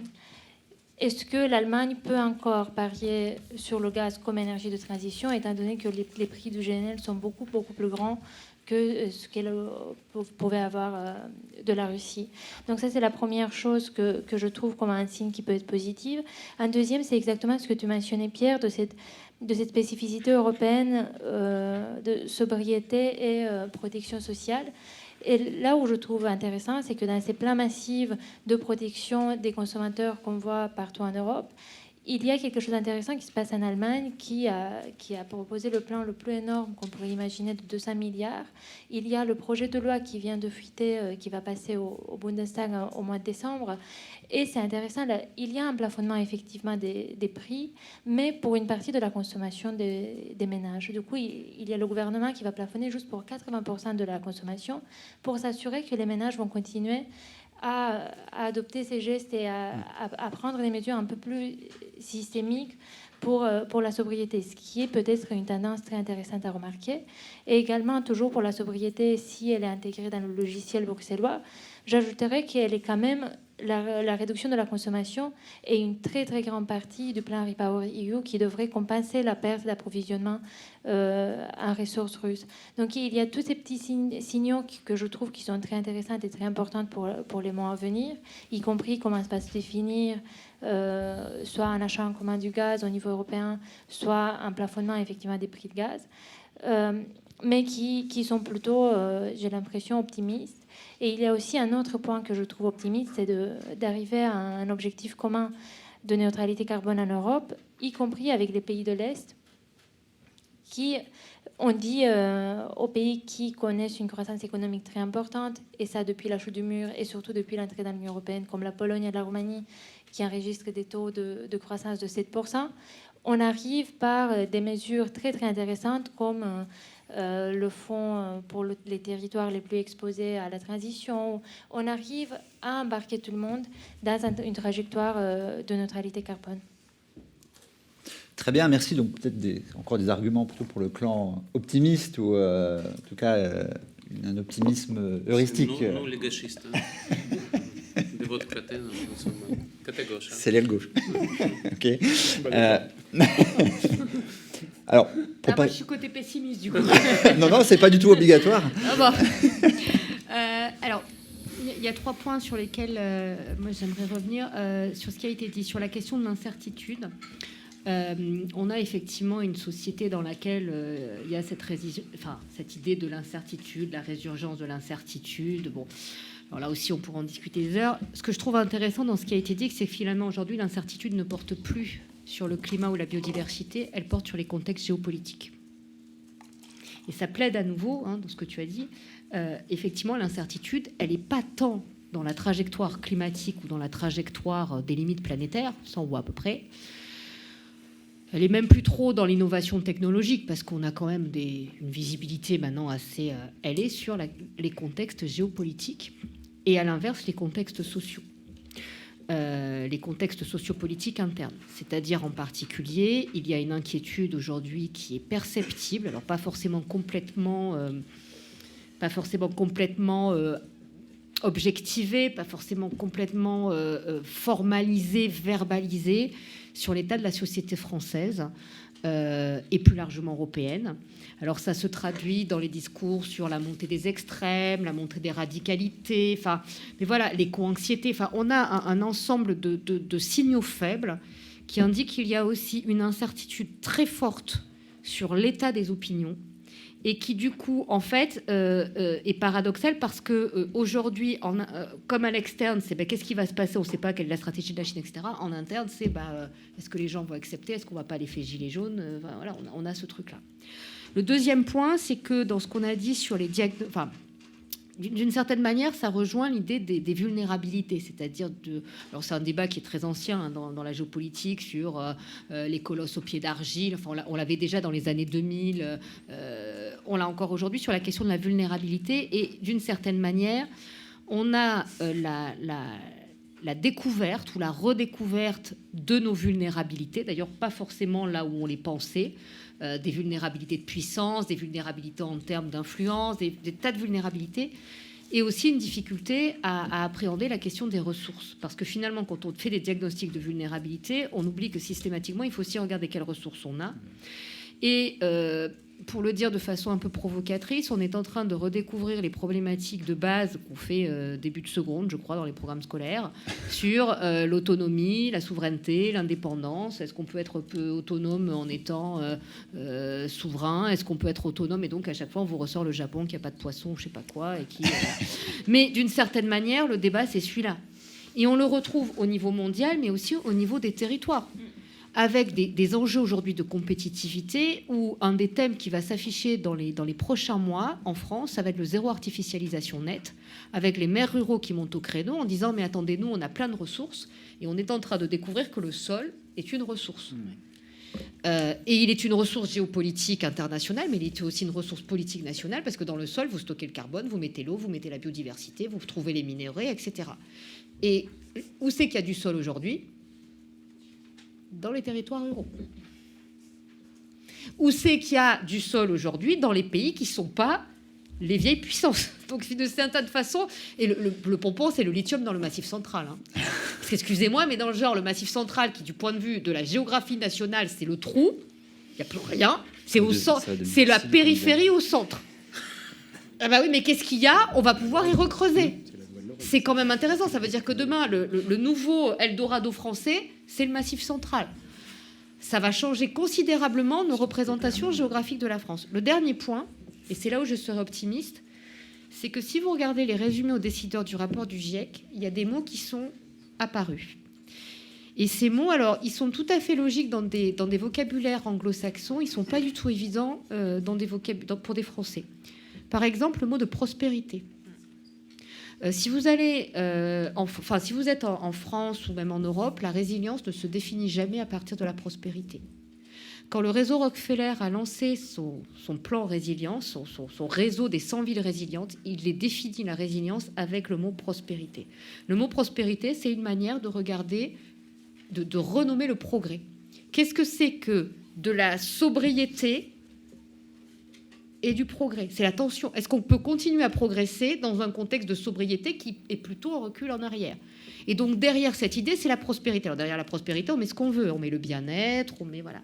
C'est le débat que vous connaissez sur la décroissance, la post-croissance, la surcroissance, enfin voilà. Mais en gros, c'est comment est-ce qu'on fait du progrès qui n'accumule pas, un progrès qui n'est pas accumulatif? C'est bizarre parce que normalement le progrès c'est cumulatif. Et bien là, on vous dit que le progrès, il passe par autre chose. Il y a aussi, et ça, c'est 2 points très essentiels, la notion de co-bénéfice. Le tome 2 et le tome 3 du rapport du GIEC, c'est le co-bénéfice. Autrement dit, c'est d'emblée un renversement de narratif pour partir des co-coûts. On a beaucoup raisonné en co-coûts. Aujourd'hui, on parle de co-bénéfice. Et derrière, le narratif du GIEC, c'est la justice. Cette question de justice climatique, environnementale, etc., elle est omniprésente. La preuve en est, c'est que quand l'Europe fait sa stratégie d'adaptation, elle parle d'adaptation juste. Et aujourd'hui, ce qu'on demande au HCC, c'est des indicateurs de transition justes. Alors bon courage dans un pays qui objective l'égalité et les inégalités pour passer à la justice. Le dernier point, c'est la question des services. On parle de services écosystémiques, on parle de services climatiques. Aujourd'hui, un des enjeux, c'est de rémunérer les services rendus. Je vous donne juste un exemple sur un projet aujourd'hui qui résume d'une certaine façon tout ce qu'on a dit. C'est le projet ICOP. Vous en avez peut-être entendu parler. Ce grand oléoduc qui traverse les pays, qui est porté par Total, la France multinationale, etc. Je passe. Donc c'est la géostratégie européenne, la France-Afrique, la politique de biodiversité. On traverse des États qui ne sont pas... Le sujet aujourd'hui est l'option il y a 2 options. C'est de dire soit on empêche Total de faire cet oléoduc. Dans ce cas-là, c'est les Chinois qui vont venir le faire. Soit on s'inspire de ce qui s'est passé en Amérique latine et on dit on va rémunérer des États corrompus, tout ce que vous voulez, mais on va les payer pour laisser le pétrole dans le sol. C'est-à-dire qu'en fait, on va payer le service qu'ils rendent à l'humanité en n'exploitant pas le pétrole. Et on retrouve la même logique aujourd'hui en France, où on commence à envisager le fait de rémunérer les agriculteurs à la fois pour ce qu'ils produisent, mais aussi pour le service qu'ils rendent en termes de stockage du carbone, de stockage de la biodiversité, et donc de faire de la délégation de services.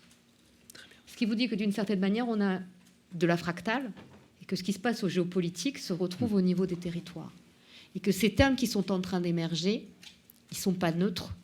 Et que le GIEC a construit un narratif, l'IPBES a repris, qui permet aujourd'hui d'orienter les valeurs, parce que vous trouvez dans le rapport du GIEC, perdu dans un des 3-9 000 pages, l'idée que cette transition, elle ne se fait que si effectivement on retravaille derrière les valeurs.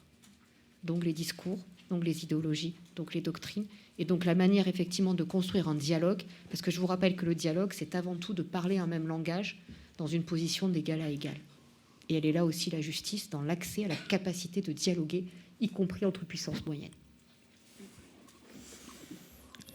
Merci beaucoup. Ah oui, alors je vais laisser partir Olivier Lazare qui a un train qui doit s'éclipser un petit peu rapidement, donc on la remercie. Et c'est toi, Sébastien, qui va du coup terminer. Désolé. Non, mais je vais essayer d'être court et je vois l'heure qui file.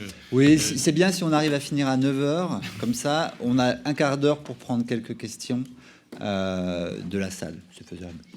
Non, alors ça va être faisable. C'est juste que je ne voyais pas comment on pouvait prendre les questions.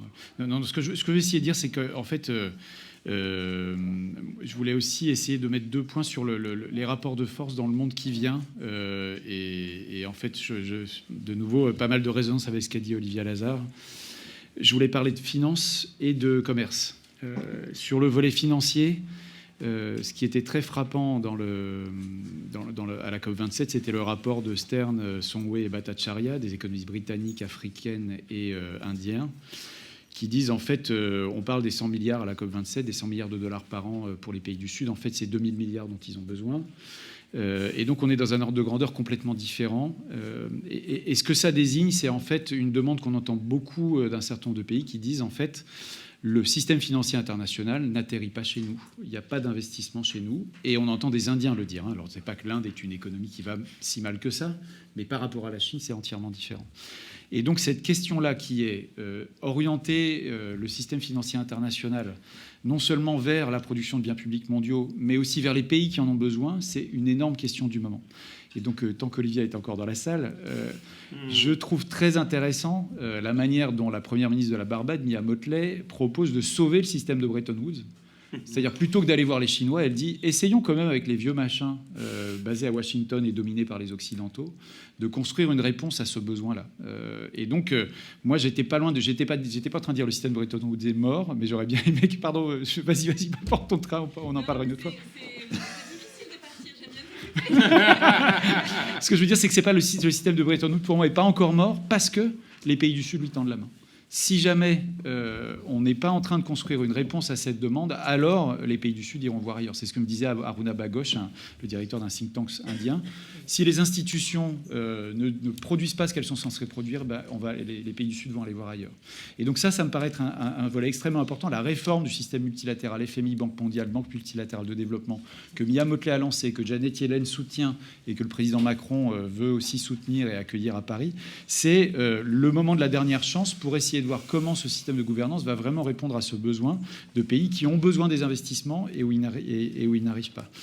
Et dans ce jeu-là, l'Europe a vraiment un rôle à jouer qui est extrêmement important. Deuxième point sur la finance, les mêmes pays nous disent, en fait, avec vos systèmes les normes de la finance verte que vous développez en Chine, en Europe et en Amérique, vous faites la course. Il y a une vraie course à ça, et les Américains sont les meilleurs pour codifier en premier. À la COP27, on vient d'annoncer que c'est les normes pardon, je ne vais plus m'en souvenir, mais voilà, je ne vais pas y arriver. Il y a une norme EFRAG européenne sur la finance verte, et puis il y en a une autre américaine, et c'est l'américaine qui vient de gagner. C'est la même chose sur les normes comptables pour les entreprises, qui paraissent des choses extrêmement ennuyeuses et qui sont extrêmement déterminantes pour si on arrive à faire la transition. Et donc, ces éléments-là, on se fait la course entre grandes puissances économiques, et en fait, la plus grande crainte des pays du Sud, c'est que ça soit... Ce qu'on installe, c'est des barrières à leur accès à la finance. Et l'Inde, là, de ce côté-là, a vraiment des problèmes d'accès à la finance qui sont extrêmement importants. C'est intéressant de voir comment l'Inde se positionne, comme, d'ailleurs, ce faisant, comme le nouveau leader du Sud global. Et disant que ce n'est pas la Chine, c'est nous. Alors évidemment, c'est très tactique, mais c'est extrêmement important de voir comment l'Europe doit jouer avec des acteurs tactiques de toute façon en face. Ça, c'était pour parler finance. Évidemment, je ne vais pas parler de la COP27. La main tendue de l'Europe, quand elle a dit « on va vous faire un fonds Loss and Damage », damage. En fait, de nouveau, l'Europe pense être le vertueux et on s'est pris des baffes en disant vous faites ça à condition de diviser le G77 plus la Chine. On ne croit pas que vous allez mettre de l'argent dedans. Donc c'était indispensable que l'Europe fasse ce geste, mais ça ne suffit pas à rétablir la confiance et les partenariats dont on parlait tout à l'heure. Sur le commerce, et je pense que je vais réussir à peu près à tenir, je pense que c'est important de parler de commerce mondial parce que ça repolitise quand même. C'est-à-dire le commerce mondial, c'est les emplois qui ont disparu dans nos territoires et donc le reshoring, le friendshoring dont on parlait, ça politise auprès des maires, des espaces ruraux, du Massif central également. Le grand enjeu pour moi, c'est qu'aujourd'hui, on a l'idée qu'on va parler à nos interlocuteurs africains de la chaîne de l'hydrogène, de la chaîne du gaz, ou avec d'autres de la chaîne des batteries et de l'automobile électrique, et qu'en gros, on a l'impression que les emplois industriels qu'on aura ici, ils ne seront pas là-bas. C'est probablement vrai en partie, mais ça me paraît être un jeu à somme nulle qui est délétère et qui en fait n'est pas tout à fait vrai parce que de toute façon c'est pas le même coût du travail, c'est pas les mêmes emplois dont on parle. Mais c'est ça aujourd'hui la bataille. Les termes, il faut qu'on arrive à les changer. D'autant plus que il faut aussi qu'on comprenne qui gouverne les chaînes de valeur du monde de demain. La chaîne de valeur du monde du véhicule électrique, c'est les GAFAM qui les gouvernent. C'est eux qui sont prescripteurs de l'ensemble. Pardon, c'est un peu vite dit, mais qui sont beaucoup plus prescripteurs et c'est plus du tout les mêmes acteurs. Donc, au fond, je dis pas que c'est les Américains, je dis que c'est d'autres acteurs que les acteurs traditionnels qui gouvernent ces chaînes de valeur. Et donc, la répartition du pouvoir, de la capacité d'innovation, des emplois et donc la capture de la valeur in fine qui va faire les revenus des pays, elle est en train de bouger dans tous les sens. Et il est extrêmement important que l'Europe soit claire avec les pays avec qui elle veut faire des partenariats stratégiques sur comment est-ce qu'elle va le partager. C'est pas tant une question de politique commerciale européenne que la question des accords concrets que les opérateurs construisent entre eux. Et donc ça se gouverne assez difficilement. Et en même temps, il faut que les opérateurs européens soient très clairs sur ce côté-là. Ce qui se gouverne en revanche, c'est la question de la discussion sur les aides d'État. Tous les pays Europe, enfin la commissaire Vestager, la Corée du Sud et le Japon sont pas loin d'emmener les États-Unis devant l'OMC pour le plan IRA. Et l'administration Biden ne comprend pas, enfin elle fait semblant de pas comprendre peut-être, mais elle ne comprend pas. Elle dit on est en train de changer les règles de la mondialisation, on est en train de refaire du climat chez nous, et ce faisant aussi de s'autoriser à penser différemment la mondialisation. Et là, on a un clash entre les grandes puissances qui peut être extrêmement important, et surtout les pays qui n'ont pas les capacités d'investir des aides d'État au même niveau, ils vont de nouveau être les perdants dans cette affaire. Et donc il y a un jeu très important pour que l'Europe, d'une part, peut-être disent moi aussi je vais faire pareil, je vais peut-être être un peu moins intransigeant sur la question des aides d'État et soutenir davantage l'industrie, mais je ne sais pas vers quelle course ça mène, et je pense que Sergueï aurait des visions beaucoup plus claires sur ce sujet-là. Ça ne me paraît pas très positif, mais je ne vois pas comment on sort de ce jeu-là. Il faut qu'on se parle, et puis il faut qu'on arrive à construire avec les pays du Sud. Et donc voilà, pour moi, les questions finance et commerce sont extrêmement importantes à regarder, parce qu'on dessine des lignes de partage sur lesquelles on a aujourd'hui trop peu parlé. Écoutez, merci à tous et toutes. Je suis vraiment ravi d'avoir pu organiser ces échanges, d'avoir pu avoir vos contributions à tous et toutes très brillantes et très claires. Aussi parce que ce soir, je vois essentiellement des étudiants dans la salle. On essaye à Sciences Po d'orienter les programmes pédagogiques aussi autour de ces questions-là. Moi-même, j'enseigne, certaines autres personnes le font ici. Donc c'est très bien qu'on puisse aussi articuler les programmes pédagogiques, les programmes scientifiques, et puis les événements comme ça, un petit peu d'entre-deux. Donc c'est une excellente chose. Et alors comment on fait du coup les personnes qui veulent poser des questions viennent au micro ou le micro circule? Tous les deux. Pardon? D'accord, le micro va circuler. Tu m'as donné le micro? Oui. Voilà, si tu veux bien, Gilles. Donc, les mains peuvent se lever et vous pouvez adresser vos questions absolument à qui vous voulez, sauf à Olivier Lazare qui est parti. Alors, on a quelqu'un. On me signale qu'on a 10 minutes, donc effectivement. Ouais. Ah oui, on va devoir être rigoureux sur l'abandon de la salle à 9h15. Bon, 10-15 minutes, ça ira. Merci. Bonsoir, merci. Moi, je ne suis pas un étudiant. Voilà. J'avais une question, une remarque concernant l'acceptabilité. Désolé, j'ai fait de la publicité, mais il y a un baromètre de Veolia sur l'acceptabilité des solutions écologiques. On voit que les gens dans 25 pays se disent conscients que l'inaction va coûter plus cher que l'action.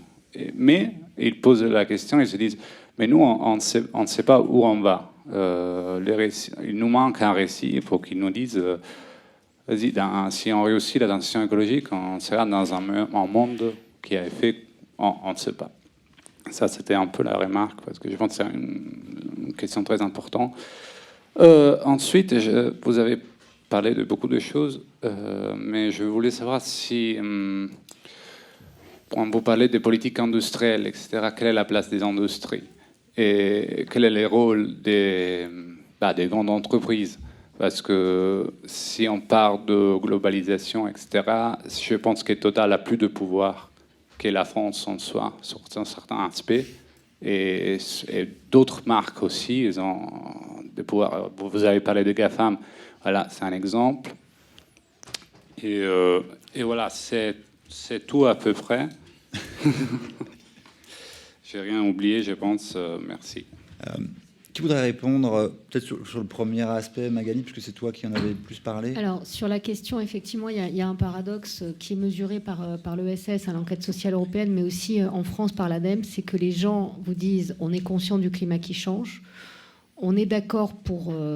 il y a une willingness to change qui est évidente. Maintenant, individuellement, c'est not in my backyard. Et donc, on a cette tension. Effectivement, vous avez tout à fait raison. On peut démontrer deux choses. D'abord, il y a un problème de confiance, donc qui demande une redevabilité et une transparence qu'on n'a pas aujourd'hui. Lutter aussi contre la dissonance cognitive. On ne peut pas d'un côté dire il faut consommer moins et de l'autre mettre de la publicité. On ne peut pas dire il faut sortir des fossiles et financer les industries fossiles. Enfin, il y a un moment, ça ne marche pas. L'autre point, effectivement, et ça a été démontré notamment, alors pas sur le climat, mais par exemple sur les questions de plastique. En fait, ces questions d'acceptabilité sont extrêmement compliquées au niveau individuel parce qu'effectivement, elles sont étroitement corrélées au sentiment de justice. Or, la justice, c'est quelque chose qui est en partie subjectif, donc ce sentiment, cette perception du juste. Et donc, effectivement, la création des conditions du juste et la compréhension, donc ça passe par des récits, ça passe aussi par des systèmes qu'on peut mesurer, ça passe aussi par de l'évaluation, sachant qu'en plus, et ça c'est alors un point, mais qui n'est pas neutre en termes d'efficacité des mesures, vous avez en fait des effets rebonds. Je vous donne juste un exemple sur le plastique. On s'est rendu compte que quand les gens recyclaient, alors on peut dire tout ce qu'on veut sur le recyclage, il y a plein de problèmes, mais même quand ils recyclent, en fait, du coup, derrière, comme ils ont fait une action écologique, du coup, ils prennent la voiture beaucoup plus, par exemple. Ou ils consomment plus, ils reconsomment plus parce qu'ils recyclent. Donc, en fait, ça veut dire aussi que, y compris sur les questions d'acceptabilité et en réalité de transformation, la willingness to change n'est pas forcément un gage d'action, et que deux, ça s'inscrit dans des stratégies collectives de réorientation et d'accompagnement. Et donc, en fait, on boucle. Et donc, l'acceptabilité aujourd'hui, et c'est pour ça d'ailleurs que dans le rapport du Haut Conseil pour le climat, on a refusé de parler d'acceptabilité, on parle plutôt d'appropriation, parce que c'est aussi une manière finalement de responsabiliser moralement les individus sans accompagner les structures qui permettent de changer.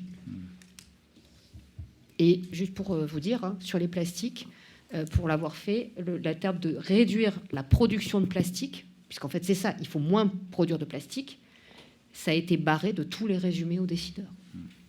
Réduire la production aujourd'hui, c'est quelque chose, et ça rejoint la question des entreprises. C'est-à-dire que derrière, il faut réduire la production. Et ça... Alors, je crois que Sergueï voulait dire un mot sur la deuxième partie de la question, sur le rôle des multinationales dans ce ouais, c'est un contexte. grand rôle, être bref, c'est un grand rôle parce que l'innovation, y compris l'innovation verte, vient des secteurs privés, soutenue par le secteur public, bien sûr, mais les gouvernements ne peuvent pas innover. L'innovation, enfin, vient des secteurs privés. Et pour diffuser l'innovation, pour mettre en place les technologies nouvelles, il faut impliquer les grandes entreprises multinationales. Il faut mettre en place les régulations, les incitations de prix, carbon tax et tout ça. Mais sans grande entreprise multinationale, ça ne va pas marcher. Merci. Est-ce qu'il y a d'autres questions? Je vois des mains. Pas mal de mains. Alors j'ai déjà le micro, donc je me permets. Bonsoir. Merci beaucoup pour la table ronde. C'était particulièrement pertinent, intéressant. Enfin, il en faudrait presque chaque semaine en fait des tables rondes comme ça. Oui, on va essayer. J'ai deux questions qui sont pas très longues, mais la première, elle était plus pour Madame Lazare, mais bon, elle est partie, donc je la pose de façon ouverte. C'est plus une question de compréhension parce qu'on a parlé de dans un premier temps qu'on n'avait pas tellement de métaux rares en France, ce sur quoi je suis plutôt d'accord. On n'a pas tellement les ressources pour pouvoir lancer vraiment cette question de réindustrialisation. Et d'un autre côté, on a dit qu'il fallait relancer des mines en Europe. Bon, alors je comprends plus, là, on a des mines où on n'en a pas, on va en lancer. Il y a des projets qui se lancent. Je pensais que c'était plus pour les batteries électriques, des gigafactories. Enfin bon, moi je suis un peu perdu sur cette question-là. Et j'ai une deuxième question. Et là, c'était plus, je pense, pour vous, M. Treyer, parce que c'est vous qui l'aviez mentionné. Est-ce qu'on est blacklisté en Afrique, la France? Parce que, voilà. Alors, vas-y. Alors, sur la première question, moi, je ne peux pas répondre à la place d'Olivia, mais ce qui est sûr, c'est que j'ai l'impression que ce qu'elle disait, c'est qu'il faut faire feu de tout bois. C'est-à-dire qu'on a vu l'appel à consommation de minéraux critiques qui va avoir lieu avant qu'on fasse de l'économie circulaire. In fine, ce qu'on aimerait bien, c'est ne pas avoir à réapprovisionner notre économie européenne avec du lithium parce que nos batteries seraient recyclées, etc. Il va falloir en appeler beaucoup. Et en appelant beaucoup, autant essayer d'en trouver sur le continent européen. Mais elle a dit aussi ça suffira pas. Enfin, donc c'est comme ça que je comprends cet effet-là. Et je pense que quand elle dit continent européen, ça inclut la Serbie, qui par exemple est un des endroits où on l'a trouvé. Le Massif central, moi je connais pas. Alors là, par contre, je suis incapable de répondre sur l'ampleur de la mine. Et je pense que juste pour dire que c'est pas le Massif central, ne risque pas de. L'ADEME a publié des chiffrages assez précis de ces ressources, notamment en lithium. En tout cas, je voulais juste dire que ce que ça dessine comme avenir pour le Massif central, c'est moins la Silicon Valley que la Lorraine. Et donc, je veux dire, moi je suis de là-bas et c'est des jolies régions, mais c'est pas exactement le même genre d'économie. L'économie extractive, ça, c'est sa tradition, etc. Et oui, moi je pense qu'aujourd'hui, il y a un problème spécifique à la France. C'est-à-dire que, quoi que la France fasse, la jeunesse africaine avec qui je discute, alors c'est pas très scientifique, nous renvoie que de toute façon, même si nous on essaye de faire des choses positives, le système de la politique extérieure française est vicié par essence. Ça parle de France-Afrique, etc. Et c'est impossible c'est très difficile de pouvoir essayer de prouver le contraire par des actions individuelles en disant l'Agence française de développement fait des choses positives, etc. Parce qu'au fond, le système est vraiment vicié. Et donc c'est pour ça qu'il faut qu'il y ait des démonstrations gouvernementales très fortes de gestes sur la manière dont on va forcer des acteurs économiques à se comporter différemment. Et donc la question de Total est importante. Et vous disiez, monsieur, qui dirige Total? Ou est-ce que c'est Total qui dirige le gouvernement ou est-ce que c'est le gouvernement qui dirige Total? Je ne veux pas trancher cette question, mais la capacité du gouvernement français à dire ce que Total doit faire pour que les bénéfices soient tirés localement, ce que l'Ouganda dit d'ailleurs, l'Ouganda veut le pipeline, le gouvernement de Museveni. Donc tout ça est extrêmement compliqué, mais je suis d'accord qu'il y a un vrai problème spécifique à la France au-delà de l'Europe. Alors, on va devoir libérer dans 2 minutes, donc vraiment une toute dernière question rapide, suivie de 5 minutes. Il y a déjà un micro? J'ai un micro. Alors, elle est très très courte, Aurélie Barbeau, je suis journaliste à l'Usine Nouvelle.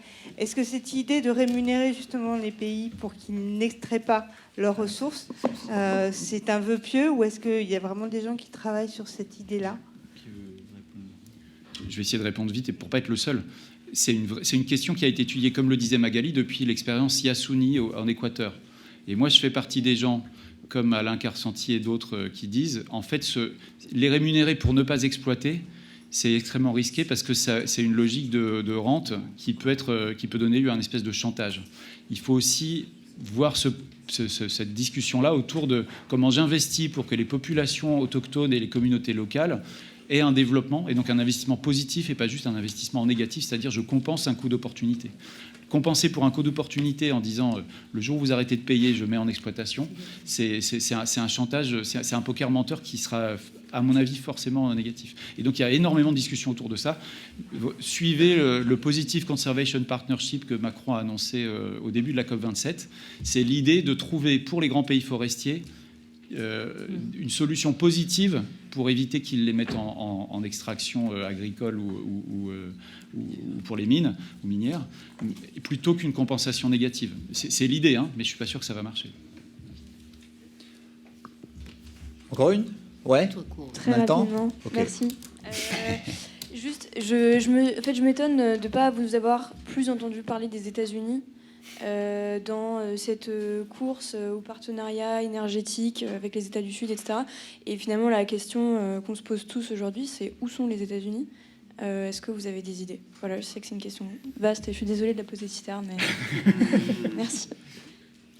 Les États-Unis ne sont pas sortis de la carte, mais c'est vrai qu'une des conséquences de toute cette nouvelle géopolitique, à la fois des opportunités et des risques, tend à relativiser l'hégémonie à la fois diplomatique et économique des États-Unis, parce que ça fait ressortir tous les réseaux d'interdépendance dont on vient de parler, l'Europe, l'Asie du Sud, l'Afrique, l'Amérique latine, bien sûr le rôle moteur de la Chine comme, disons, plaque tournante de la production industrielle mondiale, en particulier dans le secteur de la transition, éolien, photovoltaïque, batterie. Donc il y a une relativisation. Après, il y a aussi beaucoup de débats spéculatifs sur l'avenir de l'hégémonie américaine. Je ne sais pas si autour de la table, il y a des gens qui veulent en dire un mot. Ça me semble assez compliqué assez de faire. Voilà, c'est assez piégé, voilà, surtout en 1 minute. Mais non, donc ils ne sont pas sortis, mais comme ça a été suggéré par votre camarade, on va faire des rebonds réguliers sur ce genre de sujet, peut-être évidemment avec d'autres invités. Donc, je prends votre question comme une sollicitation. Peut-être juste pour dire quand même qu'on a parlé des États-Unis comme étant ceux qui investissent à fond avec des aides d'État que tous les autres critiquent, en disant finalement vous utilisez votre position de dominance économique pour en fait la renforcer, au mépris de ce que vous imposez à d'autres comme règle de contrôle des aides d'État. Je suis un peu radical, il faudrait regarder hier en détail, mais c'est ça que j'entends. Et d'autre part, c'est la première puissance pétrolière et gazière du monde. Et donc, en partie, c'est eux qui aussi vérifient dans les textes du GIEC, etc., ce qu'on dit sur le pétrole et le gaz. Hein. Et donc, c'est pas pour dire que c'est les grands méchants, mais leur hégémonie, elle a encore pas mal d'années. Oui, c'est sûr. Puis il y a le dollar. C'est un grand sujet de politisation de l'écologie aussi. Hein. En Europe et en France, on est tous d'accord que le changement climatique existe. Aux États-Unis, c'est toujours une question pour discuter. Ouais. Et c'est un grand facteur de polarisation politique. Donc pour ça, il faut observer, constater comment la vie politique aux États-Unis évolue et qu'est-ce qui se passe dans l'année 2024. Écoutez, je crois que ce sera le mot de la fin pour aujourd'hui. Je remercie tout le monde, je remercie les supports administratifs, techniques qui nous ont aidés pour l'organisation et tout le monde pour nous écouter. Voilà, bonne fin de journée.